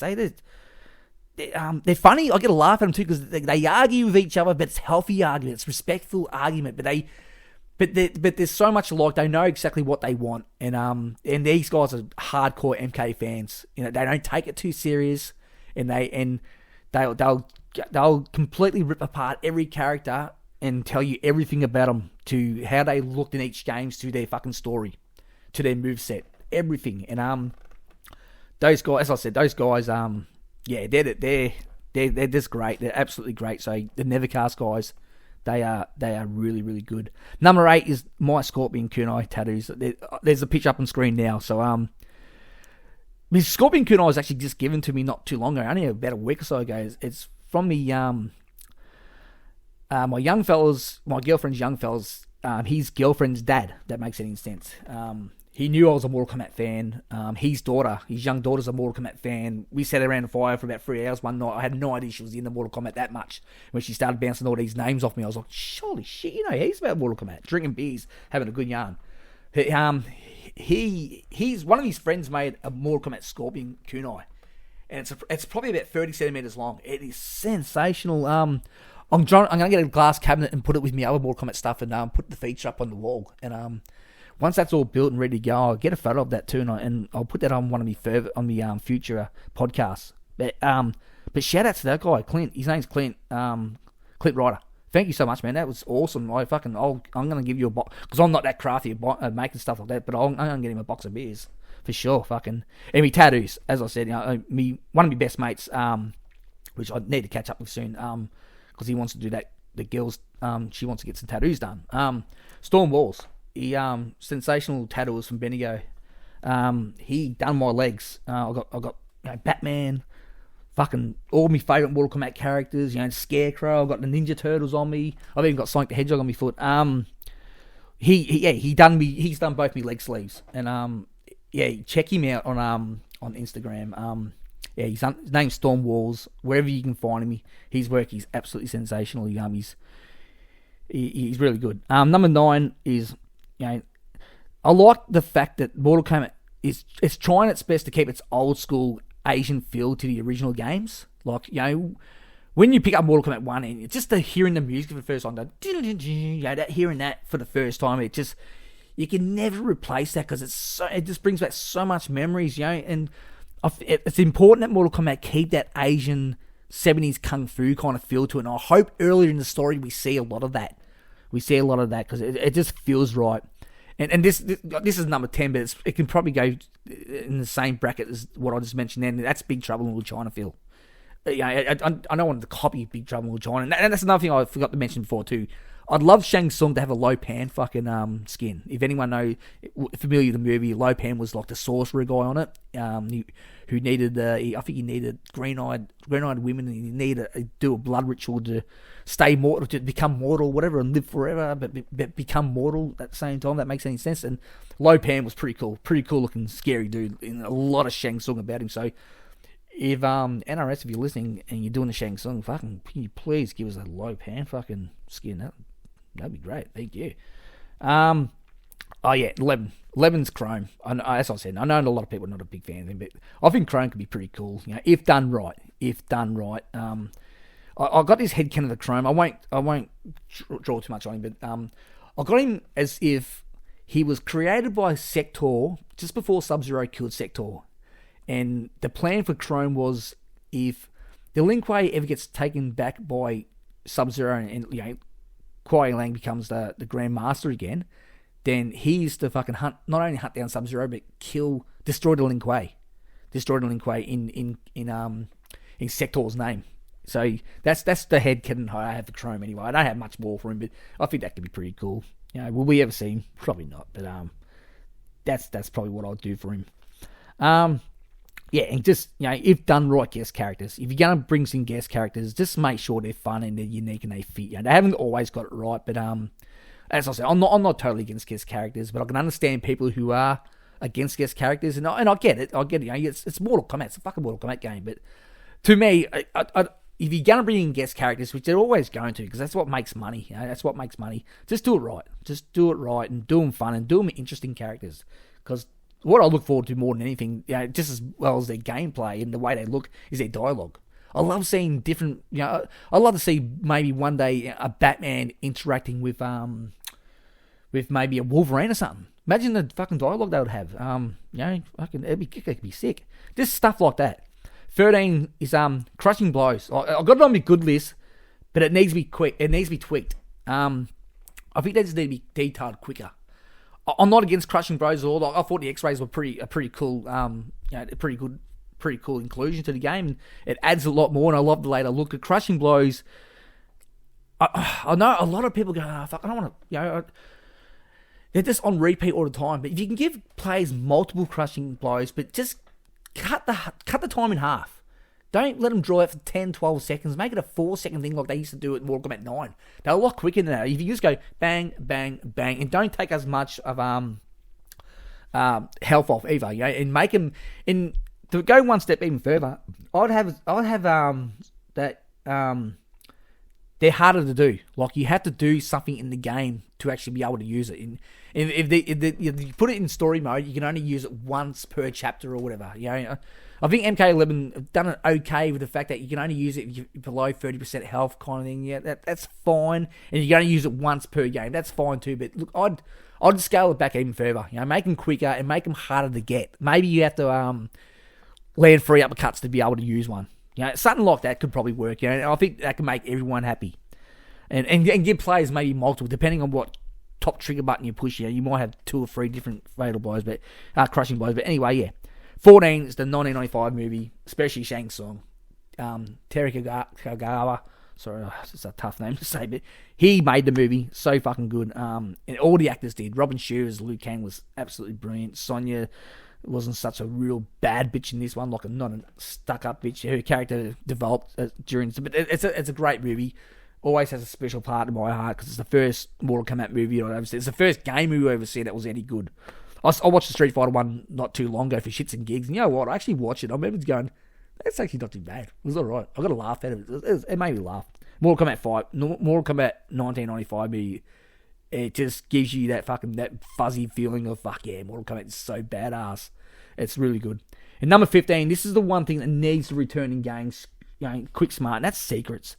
The secrets, remember the Mortal Kombat 1 2 games where, who the fuck is Reptile? Who's this Green Ninja? Even though he stole a couple of moves from Scorpion and Sub-Zero. I mean, we all know that's how games were back then because you only had limited memory. But just seeing those kind of characters, I know we're never probably going to get that ever again. But Mortal Kombat 12 bring back an element where, shit, in the crypt, we just unlocked a character we never knew was in the game.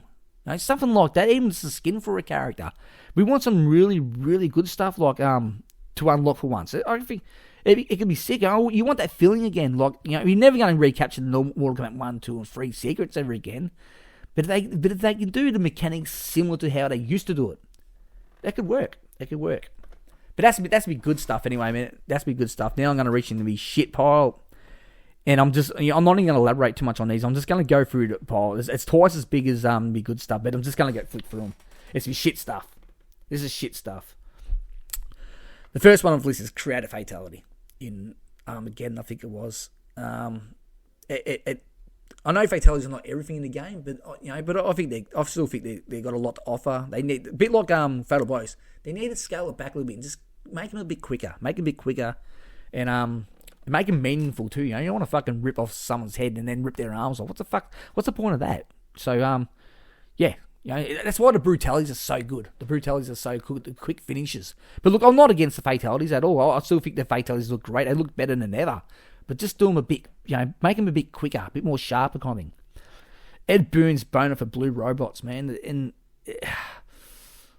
look, I know Frost has got a fans kind of thing, but for some reason, I never choose Frost in Mortal Kombat 11. I don't know why. I just don't like her play style. I think it's a bit boring, and her character alone's a bit boring. And making her a cyborg, I'm like, whatever. But he's always got to add a blue fucking robot in his games, like if it's Injustice shit, And of course, the Cyber Sub-Zero bullshit in Mortal Kombat 9, that was the only down thing about Mortal Kombat 9 stories was the Cyber Sub-Zero thing. Never cared much for blue robots in Mortal Kombat games, and hopefully we don't see him ever again. But if he does do a blue robot, give us fucking Hydro. Give us Hydro. That would actually make sense.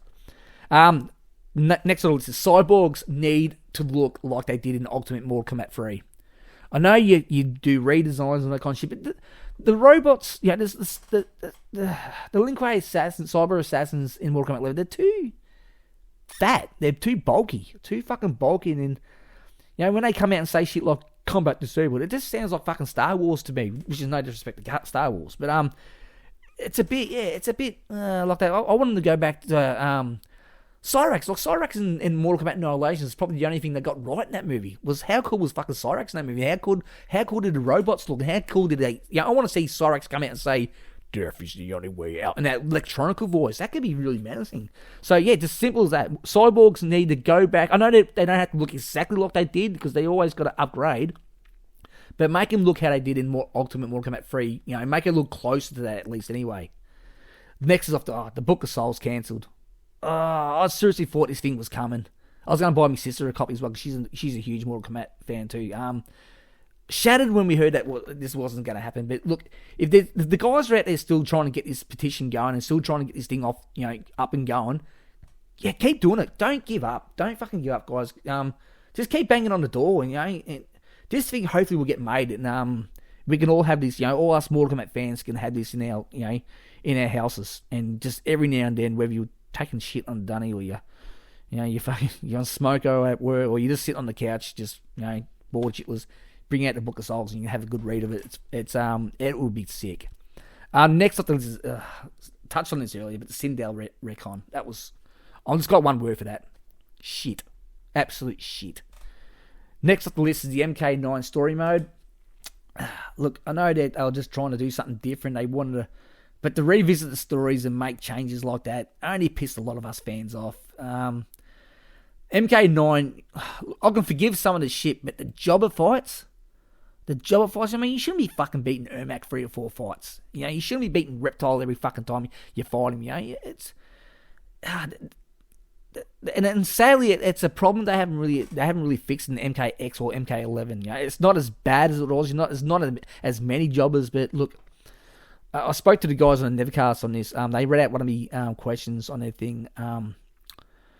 And yeah, they pretty much they had a really good explanation, and they just said the same thing pretty much. You know, if you want, have a. I think one of them made a really good point. It might have been Cyborg made a really good point. He said, "Look, I'll be happy if they just give us a fucking a movie in the game where we don't even have to fucking fight. Just give us a 2.5 hour, 3 hour movie." And when he said that, I thought, yeah, that actually makes fucking sense. I thought, I want to fight in the game, but then I thought, they decided to do that. That could probably work. You know, I don't know about the chapter system anymore. I think it's outdated. I just want to go just fight by fight. I don't give a fuck if there's a cutscene that lasts fucking almost an hour. And then, oh shit, I've got to fight all of a sudden. You know, and give us some bad guy fights. Let the bad guys fucking win every now and then. It just makes for more in-depth talking. But yeah, but look, here's what they said anyway. This is borrowed from the NinjaKAST, and this is what they had to say anyway. And I'll put it up here right now.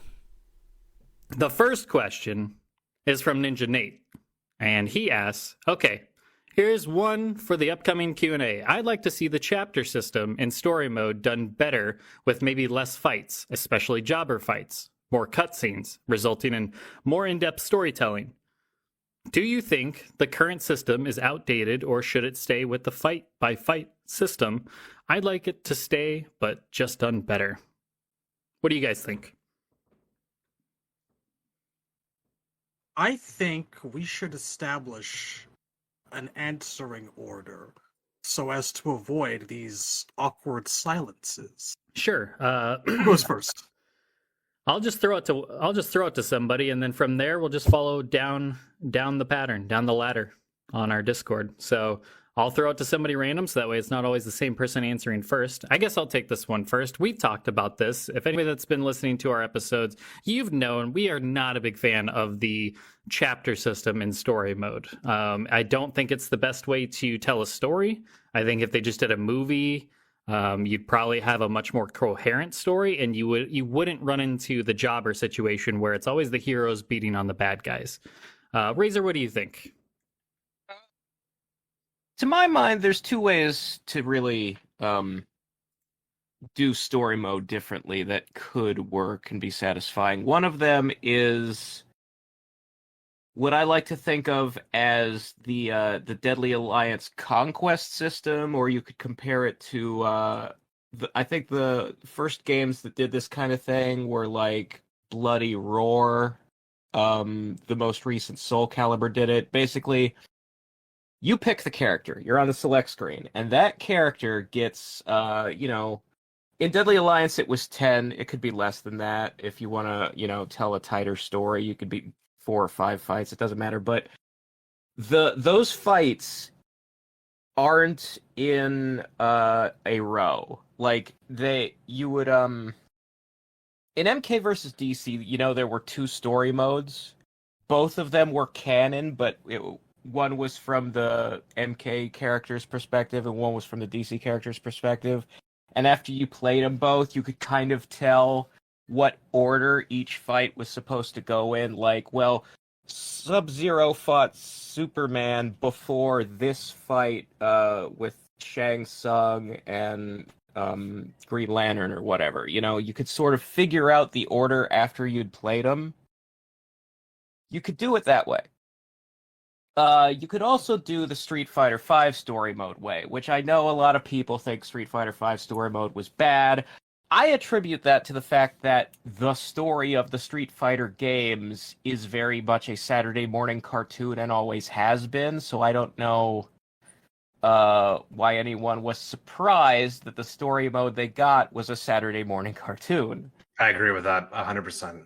But the I'll fight you. format, Alpha 2 had a good story. But anyway. it had a good story, but with Saturday morning cartoon tone and elements. Like, the only really serious thing that happens there is Charlie gets shot. Falls off a cliff. I'm not sure exactly how it happens. There's multiple versions, but the point is, Street Fighter V story mode would change which character you were playing as on the fly, and often you would be playing as a villain because the story wanted the villain to win that fight. And so you'd be like Chun-Li one moment and Vega the next, and then you jump to Balrog. It didn't have to be the same in a row. It didn't have to hold your hand and treat it like a training mode, which is...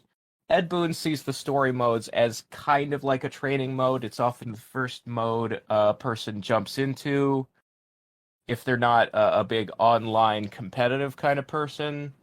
So they're learning the characters for the first time, and he doesn't want to confuse them by throwing them a new moveset to learn every 5 seconds. I get that.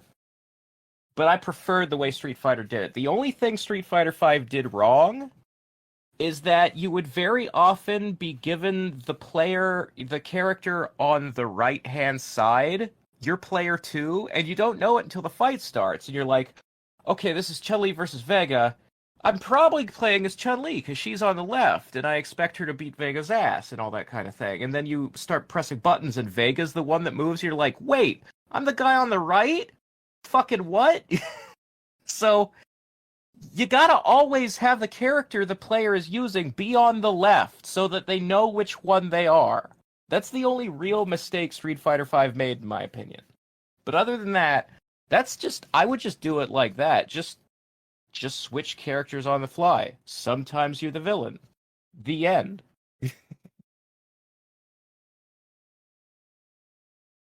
I guess Shad's up next?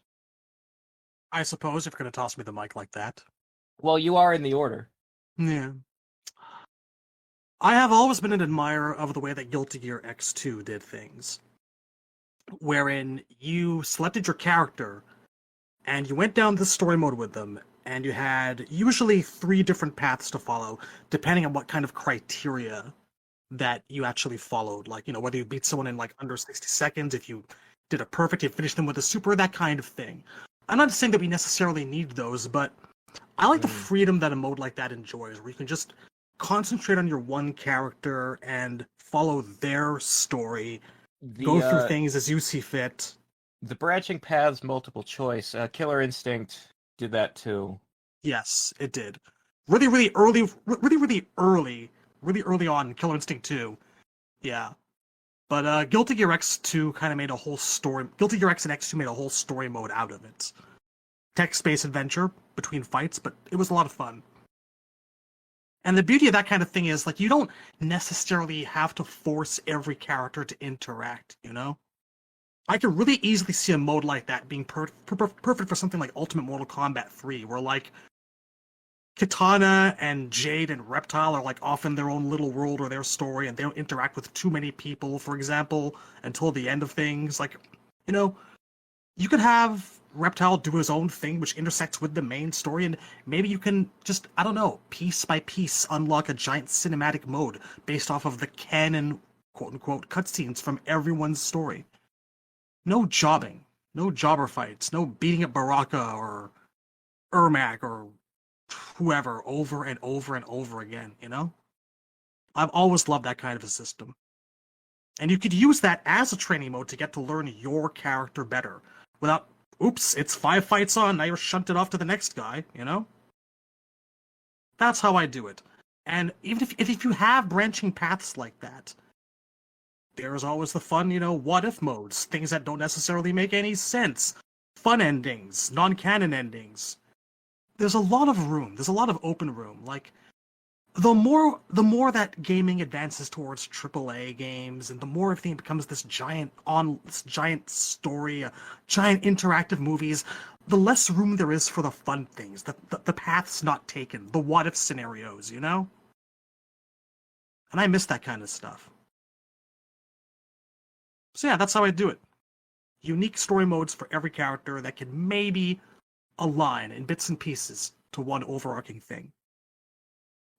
And with the tension there is that sometimes you have to beat the story mode to get a character in MKX, Yeah. or it's like, man, like in MK11, I really don't want to play the story mode, but they're going to give me some money if I do, and I really like these gloves from Collector, right? So it's like, I guess I'll play the story mode. I don't like, now that Gear's probably gone, I don't know how they'll be able to get me to play the story mode on the console unless they lock something like costumes or characters or even Right. better gloves for Collector, something like that, right? It'll be costumes at the very least, or gear or whatever. Yeah. Because costumes are a big sell. Like I've always said, I never thought you should lock characters, but I was always okay with locking costumes. I never thought locking costumes was a bad thing. I loved unlocking costumes, right? So that would be one thing that would get me to play it. But obviously, I don't want the chapter system back. That's the big takeaway here. Don't make me play chapters. I don't want to fight fucking AI Kung Jin. I don't care. Just give me a movie. Yeah. Yeah, That's all I'm not opposed to just packing a movie, with the game, and you don't actually have to be interactive to get the canon story. I think they could actually save themselves a lot of troubles. A lot of the flaws of their storytelling come from trying to force interactivity into places. But I also feel like there's a lot of untapped avenues for interactivity and storytelling to mix. Like I said in a previous episode that I wish some of the things from the MK9 Challenge Tower had been elements of story mode. Like, let me play against a horde of Tarkatans, and the mechanic is just that Tarkatans keep walking across the screen, and all I have are my projectile button, and I just keep knocking them down, and that could be a mini game that is part of the story. That is what Granblue does, actually. Exactly. Yeah. There's I've always been a big proponent of more tag team in story because most of the characters function as part of a team. Liu Kang fights alongside Kung Lao or Katana. Katana fights alongside Jade and Melina. Sub-Zero and Smoke. Sub-Zero and Scorpion. Sub-Zero and Sub-Zero maybe one day. Yeah, as if. There are so Sonya and Jax. There are so many teams in the lore that are not being represented as a team in any gameplay mechanic, and it's weird to me. They could do the splitting pass thing in MK11, which I thought was good, but first of all, there wasn't enough of it to make me replay the story mode without just going on YouTube. My problem with splitting paths or multiple choice or what if scenarios, you can take your story down by doing different criteria or choosing things or whatever, is that then at the end of it, you have people who are confused about what is and isn't canon. Yeah, it's the Mass Effect problem. Yeah, it's 100%. That's one of the most frustrating things, after a game is over, and it's just talking about it online is how we sort of keep it alive, and it's just the confusion and frustration, and this goes back to the old arcade endings. I dream of a Mortal Kombat where all of the arcade endings are just epilogues for that character that come after story mode, and every single character in the game has a canon arcade ending. That's my dream. We'll never get it, but that's what I wish for. No. But I think we could do something like that with the MK11 approach, where the splitting paths are two things that happen, but you only see one of those things depending on which path you take. So instead of does Sub or Scorpion fight Noob Saibot or Sector, it would be you choose whether you play Scorpion and Sector or you choose whether you play Sub and Noob. That's how I mean, those are choices that don't change anything or matter. I'm more concerned about arguing, did Liu Kang win at the end or did Shang Tsung win at the end, and trying to explain to people that Shang Tsung's ending doesn't leave room for a sequel. Everybody's fucking dead. Yeah, then you have the problem of did Shepard have sex with Tally? And you're right, I don't want to be in that camp either. That's not fun for anyone. Yeah, that's just frustrating. So yeah, no, that's thank you to the NinjaKAST for answering that question. It's just one of those questions I had itching, and they made really good sense of it. It sounded like so much good sense to me. So thank you so much, guys, for answering that. All right, next. This probably goes fucking hand in hand with Mortal Kombat 9 story mode. I've just got it simply written down here as fucking Raiden. I know it's probably not his fault, but the way they fucking wrote Raiden in MK9, and sadly he hasn't improved much at all. Yeah, actually, in fact, he hasn't improved at all. Just fucking, they just made him such a boring character. They need to fucking remodel this guy and get him a new voice character. Like, respect to the guy who does him. I think his name's, is it something Eckhart or something like that? I'm not too sure, but yeah, just, I don't really have Raiden in my story mode, to be honest. I'm only got him as a DLC, and that's Dark fucking Raiden. So yeah, that's Raiden, gotta fix him up.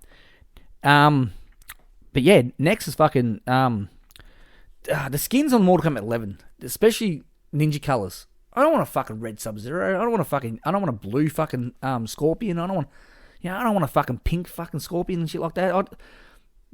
They gave us this color scheme with some pretty okay skins, but why can they look? I don't even want fucking 50 fucking skins or anything like that. But all I would have wanted in the future is maybe 3 or 4 really good skins.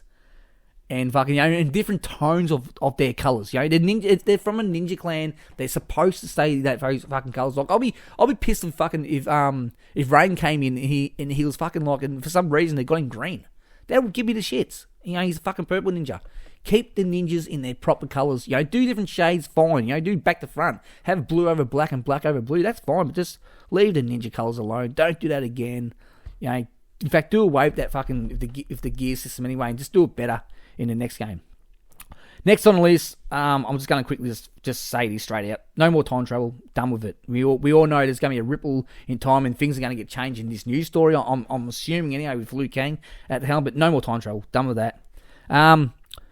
Next, I don't want Special Forces gone for good, but there's a reason why I don't have Sonya and Kano on me fucking on me dream list, because I'm just done with too much fucking Special Forces. I'm just done. I don't mind them, being in the story. Just get it over and done with. Next on the list is it shouldn't bother me too much, but it shitted me at the time. Was Noob Saibot's fucking pink skin in one of the 3D games. It might have been Deception. I'm not too sure. It might have been Armageddon. I'm not too sure, but he had pink skin, and I think it might have been that Noob Smoke fucking thing when they made him one character. That was shit. Touched on this one before. Next on the list, and that's of course jobbers. And I just said too, variations. Make more characters. Less variations, make more characters. So yeah, no more jobber fights. At least less as possible. Look at the chapter system. You don't have to do 4 fights per fucking chapter. Just do fights that make sense in the story. Next is fake leakers, fucking clickbait. Look, I'm not gonna fucking say who they are, but they know who they are out there. Just stop doing it. Fucking, I'm done. I used to fall for your videos at the start. I never believed this, but I used to click on it at the start, years ago. I just don't fucking do it anymore. The 2 main culprits are out there. Stop fucking doing it. It's annoying. Just stop. Next is killing off the Dragon Army. Why did they fucking do that? It gave a Naga something. Like, I hope that, if there's any room for if they're going to have a Naga in this next game, he's going to be the main villain and whatnot, he's going to play a big part of the story. Fucking, with that, bring in the fucking Dragon Army. Because we all know what happened at the start of the sequel to Deadly Alliance, where Deception, where fucking Raiden blows up a Naga and tries to blow up a Naga, and he kills him and Shang Tsung and Quan Chi when they try to take him down. They try to team up out of desperation, but they didn't do fucking nothing to the Dragon Army. But they didn't do nothing to a Naga, but they completely wiped out the Dragon Army. I just thought, shit, fucking, they could have done something with that, but oh well, shit, fuck it, doesn't matter. I've got one word for the next one: annihilation. Moving on. Next one is giving moves and themes to other characters. Like, I don't want a fucking Shinnok looking fucking Baraka,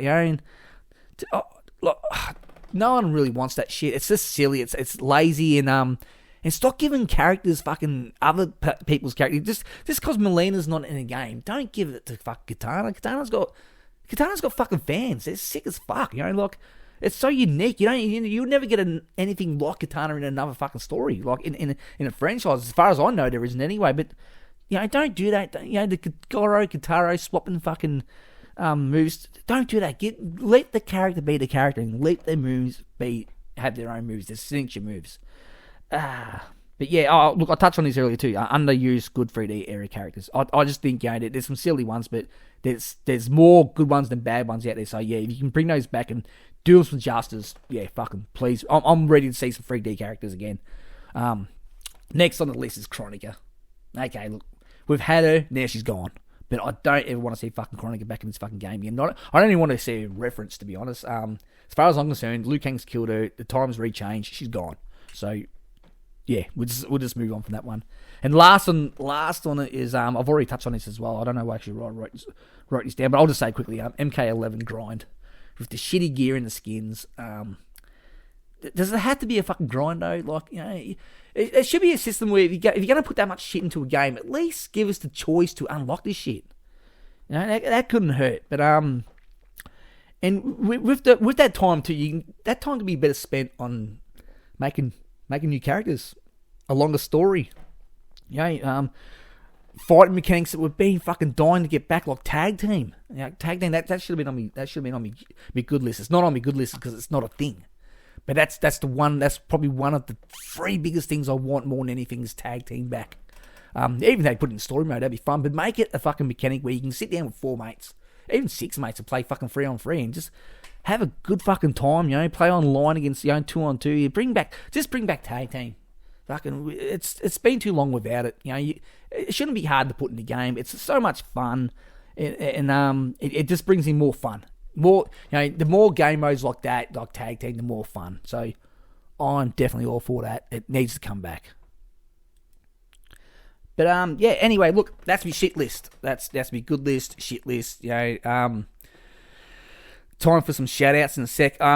As I said, look, this is my first podcast. I didn't expect to go this long, to be honest. I expected to probably do a little bit of editing. But look, I've actually had a ball doing this. As I said, I knocked off work earlier tonight as usual, a little bit earlier than usual because the machines are playing up. So the first thing I thought about was, oh fuck, look, I've got all my brainstorming done. I've got all my notes written down. I've got all my screen, all my that you're seeing right now, all done. Let's record it. I'm ready to record it now. And I actually thought, look, if I spend an hour on it tonight and I can talk about 1 or 2 subjects, then I might come back up tomorrow and try and get in, because I didn't think I'll be able to actually just sit in one sit and do this. So it's been great. I hope I haven't bored you too much, but look, I hope you had fun. I hope you had fun listening to this. Whether you agree with some of the stuff I'm saying or not, that's as I said, that's the fun part of commenting in the section below. I want to know your thoughts. Yeah, look, I don't really give so much of a shit about likes and stuff like that. If you like it, give it a like, fine, that's cool. But I won't be. But that's what I said. It's up to you to decide. But I just hope that you do find this and you're listening to it and you think, yeah, look, this is good listening to. That's fine. That makes me happy anyway. So if these guys give me some good feedback and say, look, do another episode. I'm looking at doing maybe a second episode. Hopefully before the game comes out. I don't know how quick I can get back into it, but I'll get some good ideas. We'll do another one. And as I said, if I can get some guests on the show, it could be anyone, like especially the guys I'm about to shout out now. Look me up, and if I can reach out to you, I will. I'll definitely reach out to you because that'll be a dream come true. But straight up, first out the bat, the NinjaKAST guys. These guys, it just feels like they've been in my life for that long now, and I don't really know them personally, but it feels like I do. But these guys have been in my ear holes, at work now, and even at home, and I've got nothing much to do, or just I'm just having a lazy day. And especially the lost episodes of Shad and Razor.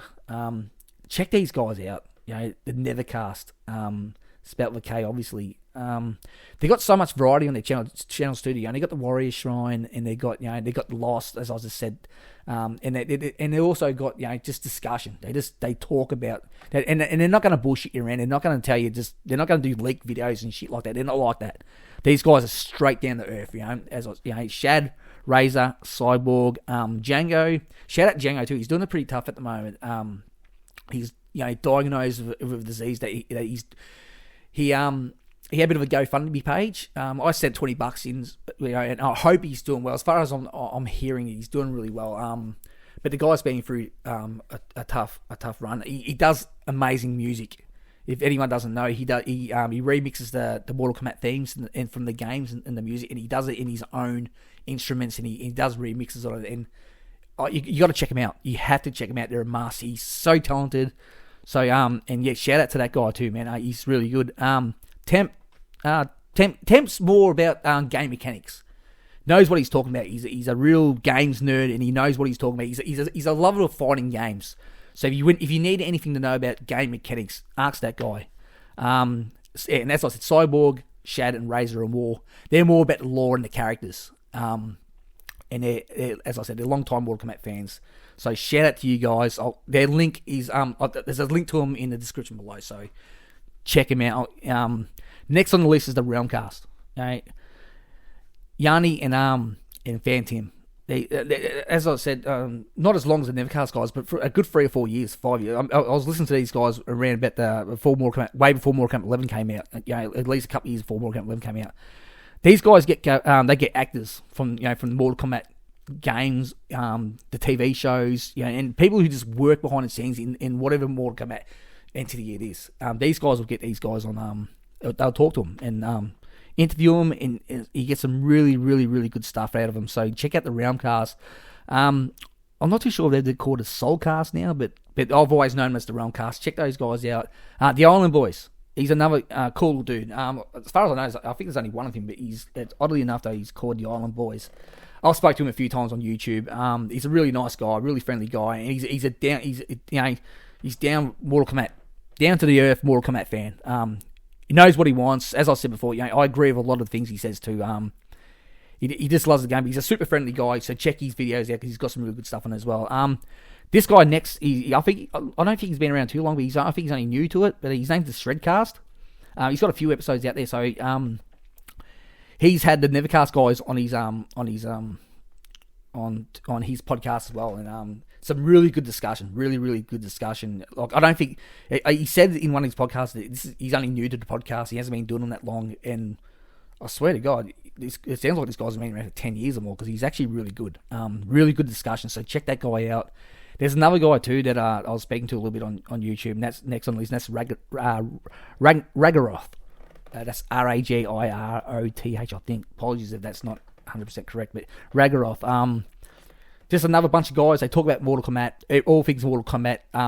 As I said, I think they're only new, as far as I know, and I've chatted to him a little bit on YouTube, and he's got some really good ideas, and I got a bit of a laugh out of their podcast too. Some pretty funny stuff too. So check him out. Check them out. Next is Sonic Art XD. This guy's hilarious. He's been around there for a few years now, and like I've seen some of his videos in the past, and I thought, oh yeah, but then I really started I found myself downloading a lot of this audio format and just listening to him at work and just laughing my ass off. He does these outrageous videos. He just completely takes the piss and makes fun of the Mortal Kombat Legend movies, but he does it in a respectful, fun way. He loves Mortal Kombat. He's a Mortal Kombat fan. But he likes to make fun of the lighter side of Mortal Kombat. You gotta check this guy out. He's so funny. So shout out to that guy too, man. Sonic, if you're listening, shout out to you, bro. You're funny as shit. And everything you put up, I'm straight on it. I just can't help myself. And last but not least, I'm sure there's more out there, and the more I'll get to know too, I'll give you all a shout out. But Brass Poet, another guy, he's been around for a long time too. He's an odd little fella. He's got some attitude, but he's funny. I get a laugh out of him. And a lot of the things he says too about Mortal Kombat. Yeah, he's a Mortal Kombat fan. He's got a lot of cool things to say about Mortal Kombat. You can tell he loves Mortal Kombat. But yeah. He's been on a bit of the NinjaKAST episodes lately too, so you'll find him on there as well. But check him out as well. I get a laugh out of him. When his stuff comes up, I'm one of the first to listen to it too. I always value his opinions, and I get a laugh out of him too. So check out Brass Power too. He's pretty cool. But that just about leaves me for this first ever episode of the Mortal Kombat podcast, NinjaKAST. So yeah. If you listen to this, especially if you lasted this long now, I think we just hit 2 hours 40 to the very end. Thank you so much for giving me your time. And as I said, comment feel free to comment in the section below.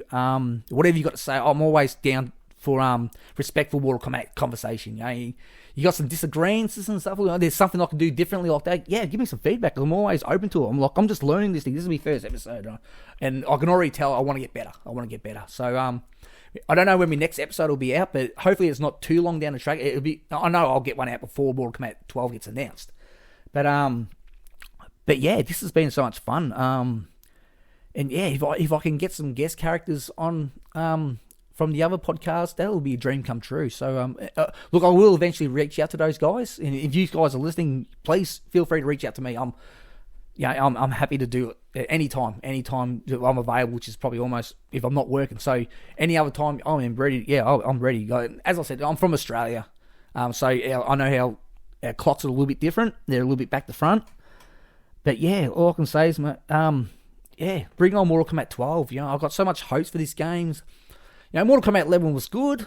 It wasn't sensational. It wasn't great. It wasn't a dream come true, but it was good. It was good. You know, when I first played it, I thought it's a bit janky and slow, but you get used to that though. But I wish there was a mode where you can actually speed it up a little bit, because Mortal Kombat X felt fast. I like the look of Mortal Kombat X because it was dark and gritty. I know not everyone was a fan of the Combat Kids, but they eventually grew on me. I think Cassie's a pretty cool character. Kung Jing's got an interesting character trait, and I want to learn more about him. As the same deal with Takeda. Takeda Takanashi. We all know he's Kenshi's son, and Jacqueline Briggs. Her moveset is so fucking fun to use. So yeah, they're interesting characters. So I don't think we're going to see them in the Mortal Kombat 12 game. No, sadly, I don't think we're going to see them. I think they're going to be wiped out in history because of what Liu Kang's going to do. But look, as I said, I've touched on the story. I've touched on my dream roster. I think at the end there was 46 all up. So yeah, feel free to comment below and let me know what you think. Let me know your ideas too, because I'm interested to see what your ideas are. You know, there's anyone I've missed out. Well, I'm probably going to beat myself up over it too, and it'll probably be an obvious name too. Let me know that name, and I'll probably promise you I'll probably read and go, why didn't I add him or her? You know, I'll probably be kicking myself over it. But yeah, that's about it for the first ever episode of the NinjaKAST. Thank you so much for listening, and yeah, I'll see you next time. Goodbye.